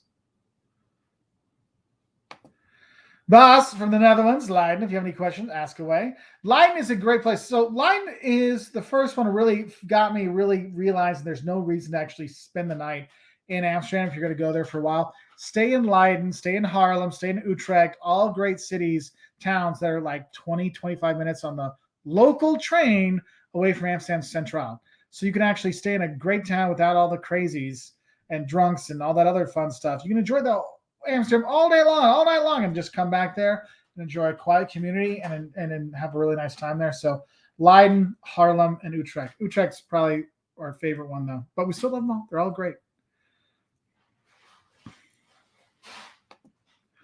Paul Carl Lucas, I've been watching you for years and have no idea what your politics are. Refreshing. Yeah, I'm making a point never to talk politics. And that is all I'm going to say for that. Thank you very much for your super chat. If it's the words politics, does that make it lobbying? I don't know. Anyway, I don't ever talk about that. Shannon, we live in the U.S. Okay, FF04. Could you give any tips for battling for the fear of flying? Do you want to talk about that one? I got to set up the Amazon thing again. I don't like to fly either. So I drink. I know that sounds really stupid, but I find that like if I get on a plane and I just have one like glass of wine or something, it just takes a little bit of the edge off. I pray like mad. I like when I get on a plane, I cross it before I even step foot on the plane. So silly things, but I also have gone to an acupuncturist, this brilliant doctor here who is from Beijing, and there's a spot like right here on your head, and it's for stress, and it'll actually really calm you down. So I'll just sit there. If you ever see me on a flight, or I'm sitting in the lobby or whatever, like, waiting, and I'll just be sitting here doing this. It's because I'm hitting this pressure point to just kind of calm myself down. I know it's goofy, but that's what it is. Paul, I just want to say this too, to your thing about Mark's politics. I'm not sure that he and I know each other's politics either. We don't talk politics. That's what I'm saying. We don't even talk about them amongst ourselves. So I don't know his and he doesn't know mine. Anyway, all right. So what else should we do here? Hi, Sahil. It's nice to see you. Oh, Sahil's on there? Yeah, he is. Say what's up, buddy? Yeah, Mark says, what's up? Hey, let's hit the road, Jack. Sahil's famous. I use his name in all my exams now as the go-to person. Yep. Eric B says, hey, Mark, I noticed no Denver or Houston videos. Do you plan to release a video on either city? Have you been to either city? I haven't been to Houston since I was a kid. And Denver, last time I went through Denver was when I was selling motorcycles and I went to Sturgis. So it's been a minute. And I know Mark hasn't been to those since I have. So no plan at present. So Lori says, I love the rush of the plane taking off and landing. Actually, so I actually like the takeoff. It's just like the rest of the flight that I am an absolute disaster. But I also, back to that thing about being afraid to fly, I talk to myself and I tell myself, like it's actually really safe. It's safer than getting in my car. And, so statistically, all those things. There's also, what was that stuff I used to take? And I just got sick of toting it along with me because I like to travel with as little stuff as possible. Jack Daniels? No, not Jack Daniels. It was in a little yellow bottle, and it was from the health food store, and it was like an anxiety relief thing, and that helped. But it was just toting it around with me all the time. Oh, that's weird. I'm seeing myself in two places. I know that's not working. Let's see. Musings Midlife is here. Hello, I see you. All right. Going to the movies. Thank you for your super chat. Their question is, you've probably said before, but how far in advance should you get plane tickets for Germany or Europe in general? I'm going to hand that back over to Mark now that you're good on both. Well, I'm trying to get that to go live. It's not working out for me. Okay. I'm going to give that to you. So now, there we go. So we're back on Amazon because the phone had died, and trying to get my kid's phone to work and actually help me out with he's trying to get it back. Always a fun thing. Anyway, so going to the movies, you're probably been before. How far in advance should you get plane tickets? What I tell people is, because flight tickets, it varies all the time. Just like within 3 months, it can go up high. And some people are like, oh, I get last minute tickets that are great. Yes, you can get those. I tell people, buy tickets when it's a price you feel comfortable with. I know for me, my price range for my European tickets during the summer that I'm okay with. And then there's my fall ticket prices I'm okay with. There's the holiday times I'm okay with. But in general, because when we buy our stuff, I have to plan for what videos we're going to film and where we're going to go. And if our fans want us to go someplace, I will buy at different times. So usually I'm buying, 4 to 6 months in advance is my usual lead time for my tickets. When I was just traveling for fun, I wasn't doing Walter's World. A lot of times it was maybe, sometimes it'd be 2 or 3 weeks, sometimes a month or two when I was doing some of the cheaper airlines. But the thing is, those cheaper airlines get a lot more expensive the closer you get. And so what you might want to do is, if you're considering flying or EasyJet or Ryanair, I like EasyJet. I'm not a fan of Ryanair. People know that, but look and see what British Airways tickets are, because sometimes you see the price, especially getting closer to the date, aren't as different as you think. And you get to have your baggage and you get into normal hour, into normal airport, not into something crazy. So something like that. Let's see. P. Silver, what documents or procedures one needs to rent a car on the U.S. as a foreigner, and how hard is it to get them? So what I would do is, you have to have your home country driver's license, and I would get an international driver's license, which is basically just a translation of your license. But what you should do is book online. Just get, sign up for like Hertz, or actually I like Enterprise, but Hertz Enterprise, sign up with them. And what you can do is get into their like point system, because you usually get free stuff anyway if you have that, or other little bonuses or free upgrades or whatever, especially when you first sign up. But then you can say like, my license is from here, and they'll actually tell you what you need. So it can really depend like where you're from. It's kind of like if you move to Germany, it depends what state you're from. You can, like, some states you just give them your license, they give you a German license. Other places you have to take the German driving test. So it's a lot of different stuff. So Kim M, hey there. Hello, fellow traveler. Hope you're doing well. That on live ads. What airline do you prefer besides United?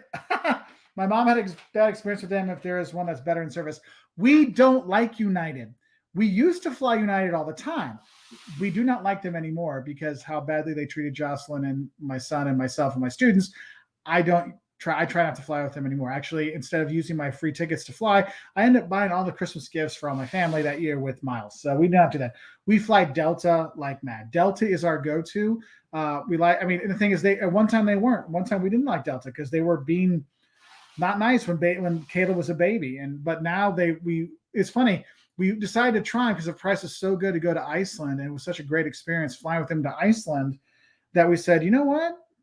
And we they lost our bag too, but it was such a great experience how they lost our bag and got us back and helped us out that we actually went back and flew with them again and signed up, and now we love them, and we fly with them all the time. So Delta would be the one for you, especially if your mom's had bad experience, wants good service. I would go with them. Oh my goodness. All the beaten path adventures and travel. Wow. We have never had a super chat more than I think $20. $200 super chat. Oh my god. Wow, thank you. This is to my top 3 favorite marketing professor and the awesome Jocelyn. Thanks for all the inspiration. That is wow. Thank you. Thank you. I don't know what to say. Astounding and really, really cool of you. Thank you. Yeah, right. I got any questions? I'm gonna look. Well, I mean, we talk all the time, right? And but you always have good questions too. Yes, so thank you so much. Please throw them at us. Yeah. That's very kind of you. Payback tuition for Professor Walters' videos got me to finish grad school. Well, finally, Professor Walters made something. You finished. I didn't know that. That's awesome. That's awesome. Oh, I'm so happy. I'm glad we could help out. Though I don't think we helped out, but that's awesome. I'm so glad. Well, I mean, if there was some inspiration to help finish. Yeah. Get it done and get out. Oh my god. Together, it's funny, like doing my PhD. I don't even remember doing my PhD. I remember I lived in Lisbon for 5 years. I don't remember anything with a PhD because I'm just like, ah. So thank you. That's awesome. Thank you so much. That's astounding. Thank you. Hey babe, can you give my plug? Because I'm about to die. Where's your plug? It's over there on the counter. Wow, I'm sorry, I'm just a little. Wow, thank you. So I'm gonna go with Airbnb right now because I need a question to read, and my battery is now beeping at me. It's giving me the green symbol. Now we get to see if it goes over there. We're trying new locations for everything. So we're trying to see okay, we need to get an extension cord, or hey, it works. It works. We got Amazon going too. Awesome. But yeah, thank you so much. Thank you. So anyway. Threw me off. I'm usually not thrown off, but that threw me off. So Eric says, I see what you mean, Mark, on the European low-cost airlines. My Wizz Air ticket started at $64 and went all the way to $188 quick. Yeah, it does. Same ticket. Right. One thing I would say, if sometimes you do not have a choice, you have to do the Ryanair's or you have to do the EasyJets. I like EasyJet. I have no problem with them. Wizz was okay. But one thing is they're always trying to nickel and dime you for everything, and realize that €30 ticket is one way, plus you got 20 for your bag to check, plus if you want to board early, it might be another €20. So all of a sudden that €30 ticket one way is now 70. And you're like, oh, well, now we're getting into like a different kind of airline price. But sometimes you don't have a choice. And what I recommend, if you're like on Ryanair, pay the extra 15, €20 to be able to board first, just to kind of take away some of the anxiety and trouble of dealing with the low-cost airlines and the mad dash onto there. Like the cattle call, there you go. Cattle call boarding can be a bit much, and it can be really overwhelming. And that's where we were having dinner last night with a friend of ours. Oh, no. Yeah, because we were in West Virginia together. He was talking, and he was flying to Florida on Southwest Airlines, and he had to break up a fight before they even got on the plane because they wanted to get out of there. Look, if you guys fight, we're not going anywhere. And so we had to break that up beforehand because people were so like stressed, and I've got to get by my people. And sometimes it can be a bit much. Let's see.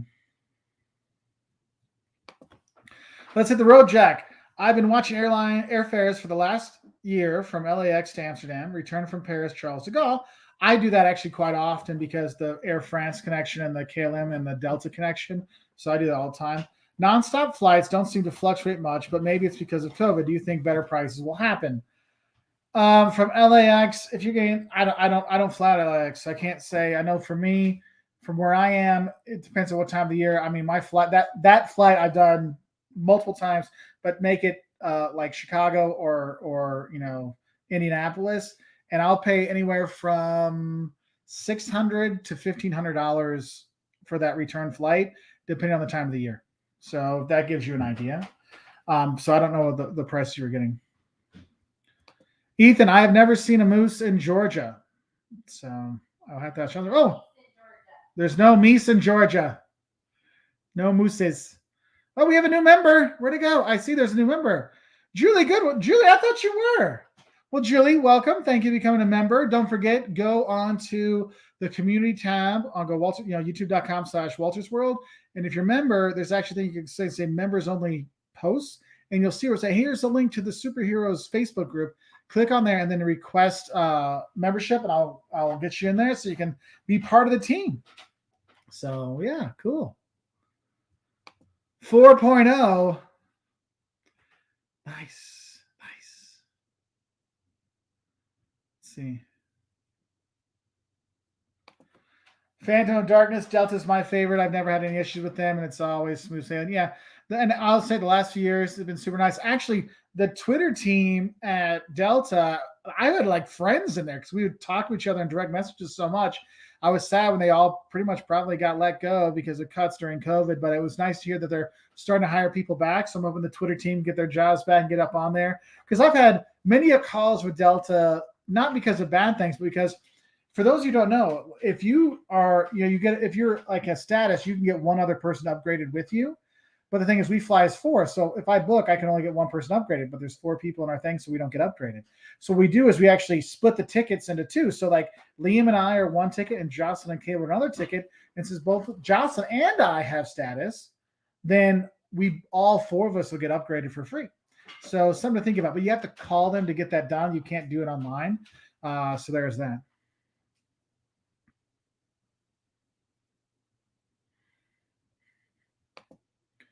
That's a great super chat, but only one had the first super chat of 2021. There you go. You got something to look forward to. We'll do one there. Shannon, can EU citizens get to the U.S. at the moment? I don't think so. I mean, well, there's certain things you can go in quarantine and go through things, but there's no fast track as of right now. Lori Sims, congrats. Mark, your professor videos are great, and I'm not in marketing. So for those of you wondering, my day job, I'm a marketing professor. So I actually teach the Introduction to Marketing course, Principal Marketing course, and you can actually watch that if you go to professorwalters.com or youtube.com/professorwalters. I have all my videos online because I want to help people learn. So whether you're my student officially or not, if I can help out somebody running an Etsy shop in Thailand or somebody starting a baking thing, I mean, I want to help out as much as I can. And if you're ever wondering about becoming a YouTuber, I have YouTube tips on there as well. I mean, there's nowhere near as many videos as I have about my marketing classes, but I have all my videos for my Principles of Marketing class are on there. Almost all my videos for my social media marketing course are online now. Right now, I'm working on a bunch of B2B, business-to-business marketing videos and more advanced strategy marketing videos. They're not exciting. These are about like, if you really want to like know how the theory and how to do stuff to make your business run better, that's what it's for. It's not entertainment purpose, it's education purpose. But I'm starting to work in some edutainment versions of it. So I have one I just did that's on, sorry for you on Amazon, that just, my thing just died on me. One of the things I have coming up is, hold on, gotta get this out here.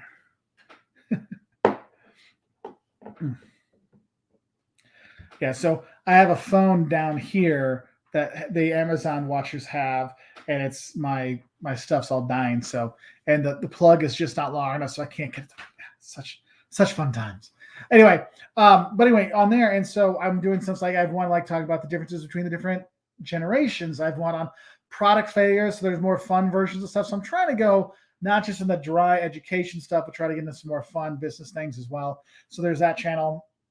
Jocelyn's channel, Simply Jocelyn. She has her drinks on every Friday, but we have filmed a bunch of new videos for her. So she has the eats of Texas, Arkansas, Massachusetts, Ohio, Connecticut, Rhode Island, West Virginia, Mississippi, Georgia, the South, like We've got a bunch of state like USA eating videos.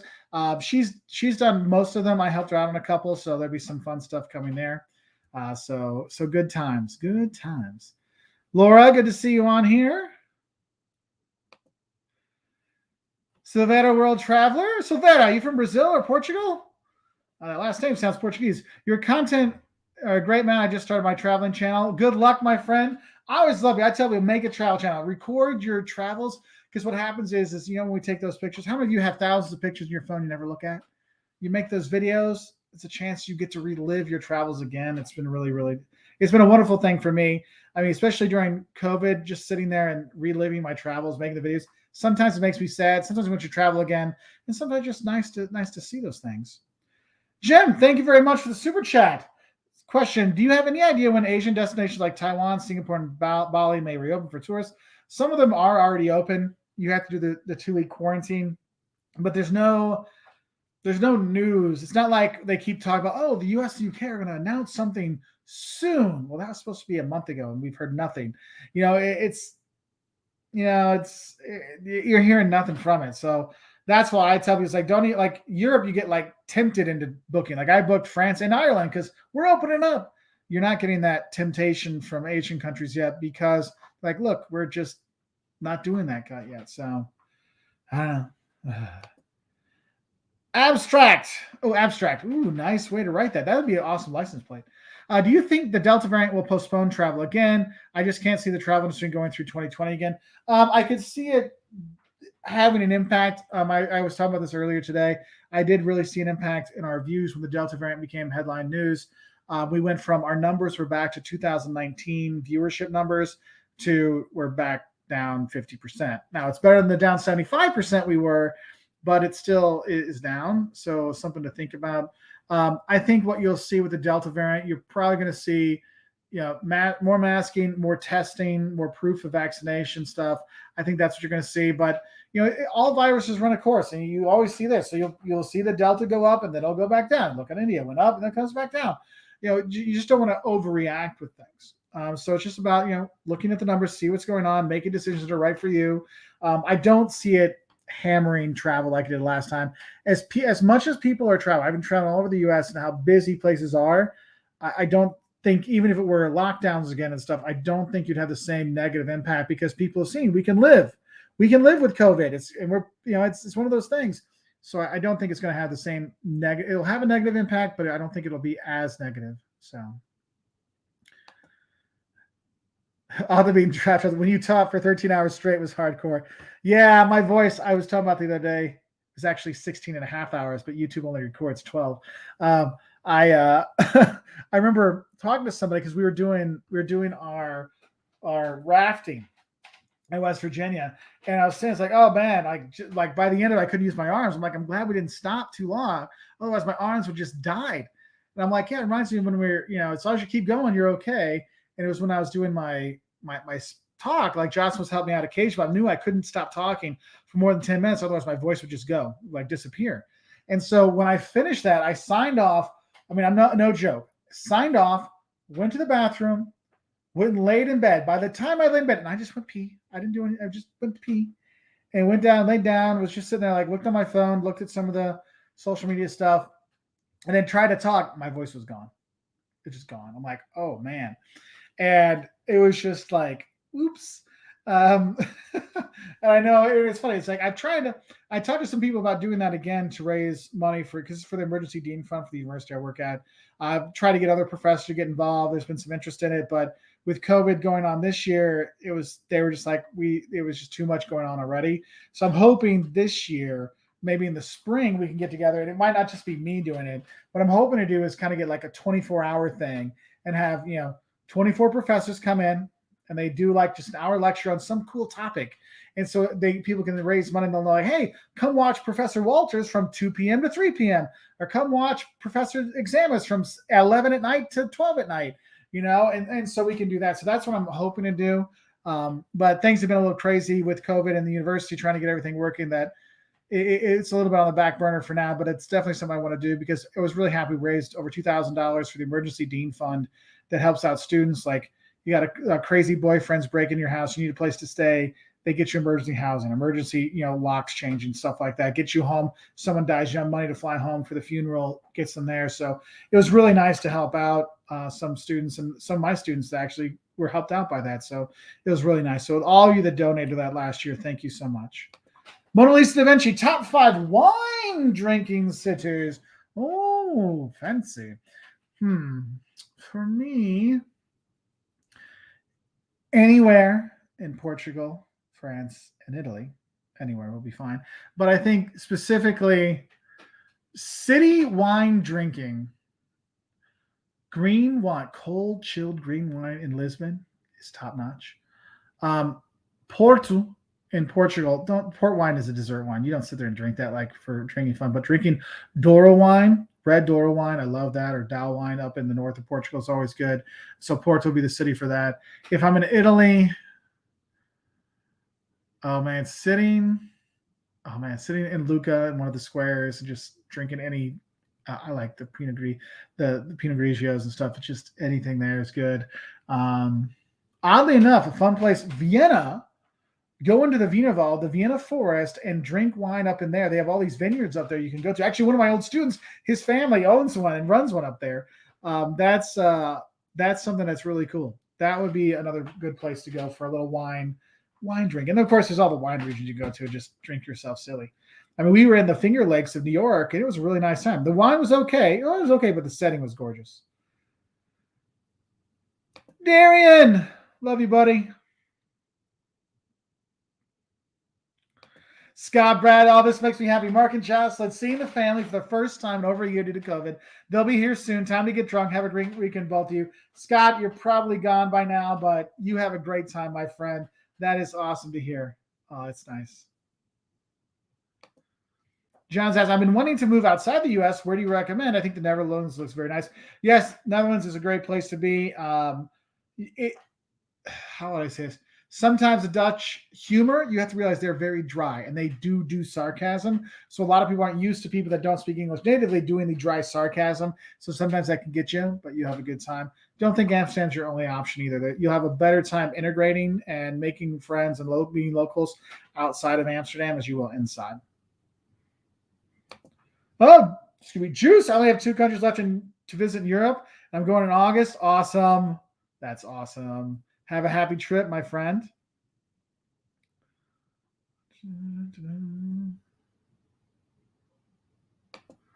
Severa, you're inspiring me, man. I watched your videos about Bruges while I was in Netherlands and Belgium earlier this month. Hey, I'm glad I could. That makes me really happy to hear. So, Pop Artist, how's Costa Rica, Guanacaste in early November? Man, you're kind of close to the rainy season. Guanacaste is a little different, but if you're farther down south, like October, they're like, don't bother coming because of the rain. Early November, late November, the rain's usually gone. I mean, it's going to rain, but yeah, it's going to be wet. Just be ready. County Carlow in Ireland. Let me look and see where County Carlow in Ireland is and see if we'll be driving through. Oh, yeah, we'll be there. We'll be driving through there with the boys in into the fall. So Heather wants to know, hello, Mark, where did you stay in El Salvador? Plan a trip there in a few weeks and not sure where to stay. Winter to day trips, sent down a volcano, etc. Okay, so we stayed on the coast. I can't remember the name of the town. If you can send me a direct message on our Facebook group, just go to the Facebook page, Walters World, facebook.com/Walters World. Just send me a DM or at Walters World on Instagram, and I can look up where we stayed to give you an idea. Day trips, we did some day trips. It's just a lot of driving, but you'll be okay. It's a small country. You can see a lot, so you'll be okay. But just send me an email because that's a longer thing. I need to look up some of my notes to get the real things. So, or the real place we stayed because I don't want to say the wrong place. Pedro Braz, Mark, is Portugal in your map? It is not for this year. It is probably in for 2022 and definitely 2023 because I will most likely be taking students. It depends how things go towards the end of the year. If it looks like it's going to be easy to do the border crossings, I'm going to be teaching a marketing class, and I want to split it between Madrid and Lisbon. So that would be next summer.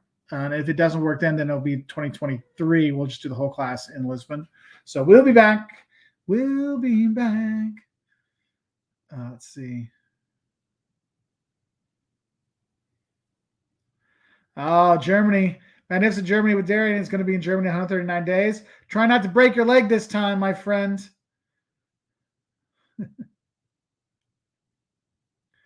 Foxy313, I haven't seen you forever. Good to see you again. Hello there, Mark. It's an elated delight seeing you live stream again. It's great to see you live streaming too. Hey, to you on Amazon. I hope you're all doing well. The live, sorry you've got the weird angle. Just I have the phone plugged in to the wall because the battery dies. That's why it drops off. So that's why sometimes you see me looking over here, you see me looking over here. It's because I'm trying to do multiple streams, and the places that do multiple streams at the same time don't all work together. So I'm trying some other things. Will Evans, loving the beard, Mark. Why thank you. It's been there for 7 years now. Do you plan on traveling this year? Or you probably saw some of the older videos. Do you plan on traveling this year, or if so, where? Yeah, we've actually been traveling all year. We've all in the U.S. so far. Vegas, Miami, Key West, throughout Georgia, North Carolina, South Carolina, West Virginia a couple times, Ohio, Connecticut, Rhode Island, Massachusetts, state of New York. So we're traveling. I mean, the thing is, our travel is all in the U.S. this year. So it's funny. A lot of people are like, you're not traveling. Like, well, we're traveling in the U.S. But people are so used to seeing us doing European travel videos and South American travel videos. Like, oh no, that doesn't count when you're at home. I'm like, but it does, because the U.S. really is a gorgeous place with so many different places to go. And seeing it's been nice to show the boys the U.S. Like, this is one thing we were thinking, like, one summer we should stay in the U.S. and show the kids the U.S. And this year we've got a chance to do road trips. Like, we went a Mountain West road trip, 2 Southeast road trips, a Northeast road trip, a Texas road trip. So it's been cool to see all those. So we're keep going. We got some international stuff coming up, France and Ireland later in the year. So we have that. 22 Savage, Mark, have you read The 4 Hour Workweek? Yes, I have. Yes, I have. I have a friend of mine who swears by it, who got me a copy. Shavayan asks, how long continually can you travel before getting burnt out?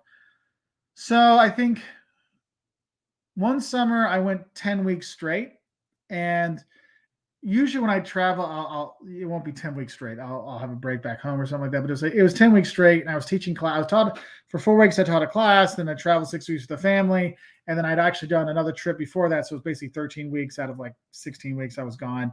And at the end of it, I was toast. I mean, I got back home and I'm just like crash. I wouldn't say I was burnt out, because after 2 days I was ready to travel again, but I was like just tired, just kind of tired. I mean, I know we've been gone the last 3.5 weeks, and to sleep in my own bed. Actually, I didn't get to sleep in my own bed. My kids stole my bed, so I had to sleep in one of their beds. But I'm like, my bed with my toilet and 2-ply toilet paper. It was so nice, so wonderful. So there was those times I need a little bit back, but I do okay. Is there really a Professor Examus? Jocelyn does come and teach a class for me on marketing for nonprofits, because she was a marketing director for a nonprofit for a while. So, Jeff, I'm still getting mail from the University of Illinois. They keep sending it to me too. I don't know why.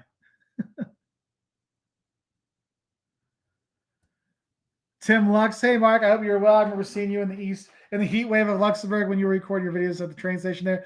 Oh man, I was melting. It was like 38 Celsius, like 104 Fahrenheit, and I'm just dripping. Good times. Oh, but yeah, I know exactly what you're talking about too, because I think I was filming about train station. I know the exact video too. Man, that was a hot one. Multi-Burgundy. Hey, Mark, I met Rich Steves in New York a few years ago. Hope to see you someday while traveling. That would be really cool. Hey, and any of you, if you see us walking around while we travel or we're filming, come up and say hi.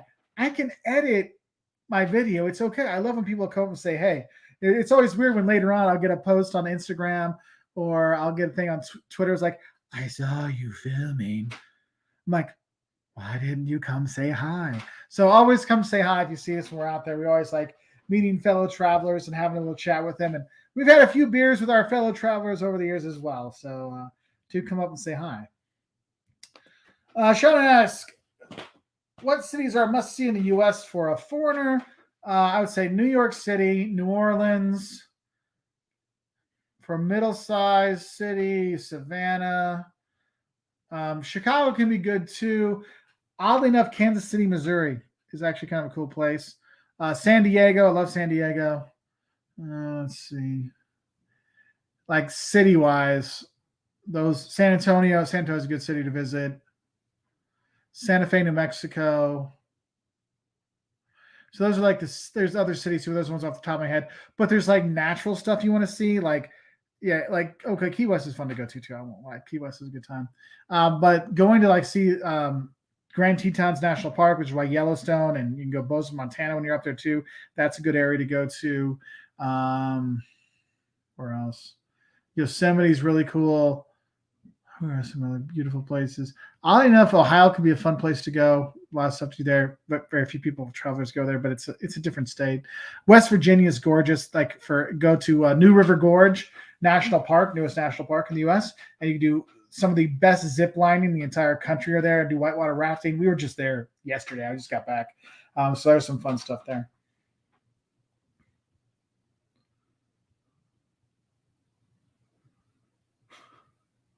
Thanks, Foxy13. But it's nice to see you with your coolish t-shirt and your glasses. You could be the new Hondo Hana Mark, except you're not a avaricious pirate. No, not a pirate. So, not yet. Let's see. I have to look up who Hondo. I probably know if I saw. Yeah. We'll see. Let's see. Richard Winchester, have you ever been to Dortmund? I have been. Actually, I've gone to a few Borussia Dortmund football matches over the year as well. Some good ones and not so good ones over the years. So I have been quite a few times. Car warranty scam calls. Oh, I get those all the time. Oh, it was funny. On our drive back home, it was like every state I got closer to home, it was like we got more scam calls. The farther we got away from home, the less scam calls we got. So I always love when they're like, we are here to talk to you about your ex. I'm like, I don't have one of those. And my son Caleb, he's 14 now. He's looking for jobs. And so he of course gave his email. I gave my email, my phone number as his stuff for this. So I'm getting all these calls. Caleb, we've looked at your college to debt. La la la. I'm like, he's 14. I'm like, they're like, the FBI is looking for you, Caleb, because I'm like, shut up, go away. You people are the scum of the earth that are trying to trick people to give you money. Anyway, let's see. Oh, hold on. Foxy needs to take off relatively soon. Wonderful seeing you live stream once again. Hope to see you in England one day, along with Caleb, Liam, and lovely Jocelyn. We will be back. Don't you worry, Foxy. I'm probably going to sign off because this was supposed to be just a quick lunch thing, and we've been on for almost 2 hours. So, Mona Lisa Da Vinci wants to know about any transatlantic cargo ship travel. I don't do that, but the Traveling Clat, I think he's done a video on that, so you can check out his channel for that there. Pedro Braz, in your top 10 Europe cities, Lisbon and Porto get a place. Lisbon definitely does. Porto always gets it on my top 10 to 15 cheaper European cities to go to. But we're looking at cities, so they both make lists like that. Yes, they do. Yes, Lori, I never answer call that's not identified in my call list. I block any that do not leave a message. Yeah, for me, if I'm like, no, don't know, I hang up. Except when it's like something like the boys are going to new schools this year, so I can't hang up in case it's the school. And I do like how when it comes in through now, it's verified number instead of like telemarketer, scam risk, or just random numbers. Or when it comes like as letters, you're like, okay, this is really weird. So, yeah. Rick, South Jersey, you have to visit someday. The air is amazing. Hampton is the blueberry capital of the world. So, Rick, there's a high school I talk to every year in New Jersey, and they're always like, Mark, you've got to go. You got to come visit us, and they give us tips. So we will be getting to Jersey. Actually, we probably would have gone on this trip, but we had to get the kids back because school signups, because you have to be there in person for it. So our trip got cut a little bit short. Well, it just ended up being shorter than we wanted, but we were going to be there. So don't worry, I'm going to put Jersey in with Philadelphia trip and get some stuff there. So we will have that. But the 2-hour chat, which I was hoping would be a quick lunch chat, I thought it'd be on for like 45 minutes, turned into 2 hours. I just want to say thank you to everybody for being on here. I might do another chat later tonight. I will definitely be back online tomorrow morning, Saturday morning. I'll be on bright and early. We have my nephew has his birthday party tomorrow afternoon, so I'm going to do it in the morning. So expect an early live feed tomorrow. Probably be on around 8 a.m. Central Time till maybe 10 Central Time. Might start a little bit earlier. We'll see. But I hope you'll pop in if you can. We'll be on here on YouTube. We'll also be on Facebook, not Facebook. We'll also be on Amazon as well. So we'll have multiple streams if you want to get on there. So we'll do that. But I wish you all a best. Thank you, everybody, for all those super chats. It does make a difference to help us keep making these travel videos because y'all rock, and I'm just glad we can help out. So you all be blessed too. Thanks, Lori. Thanks, everybody. And I will see you later. Bye. Have a great weekend. Bye.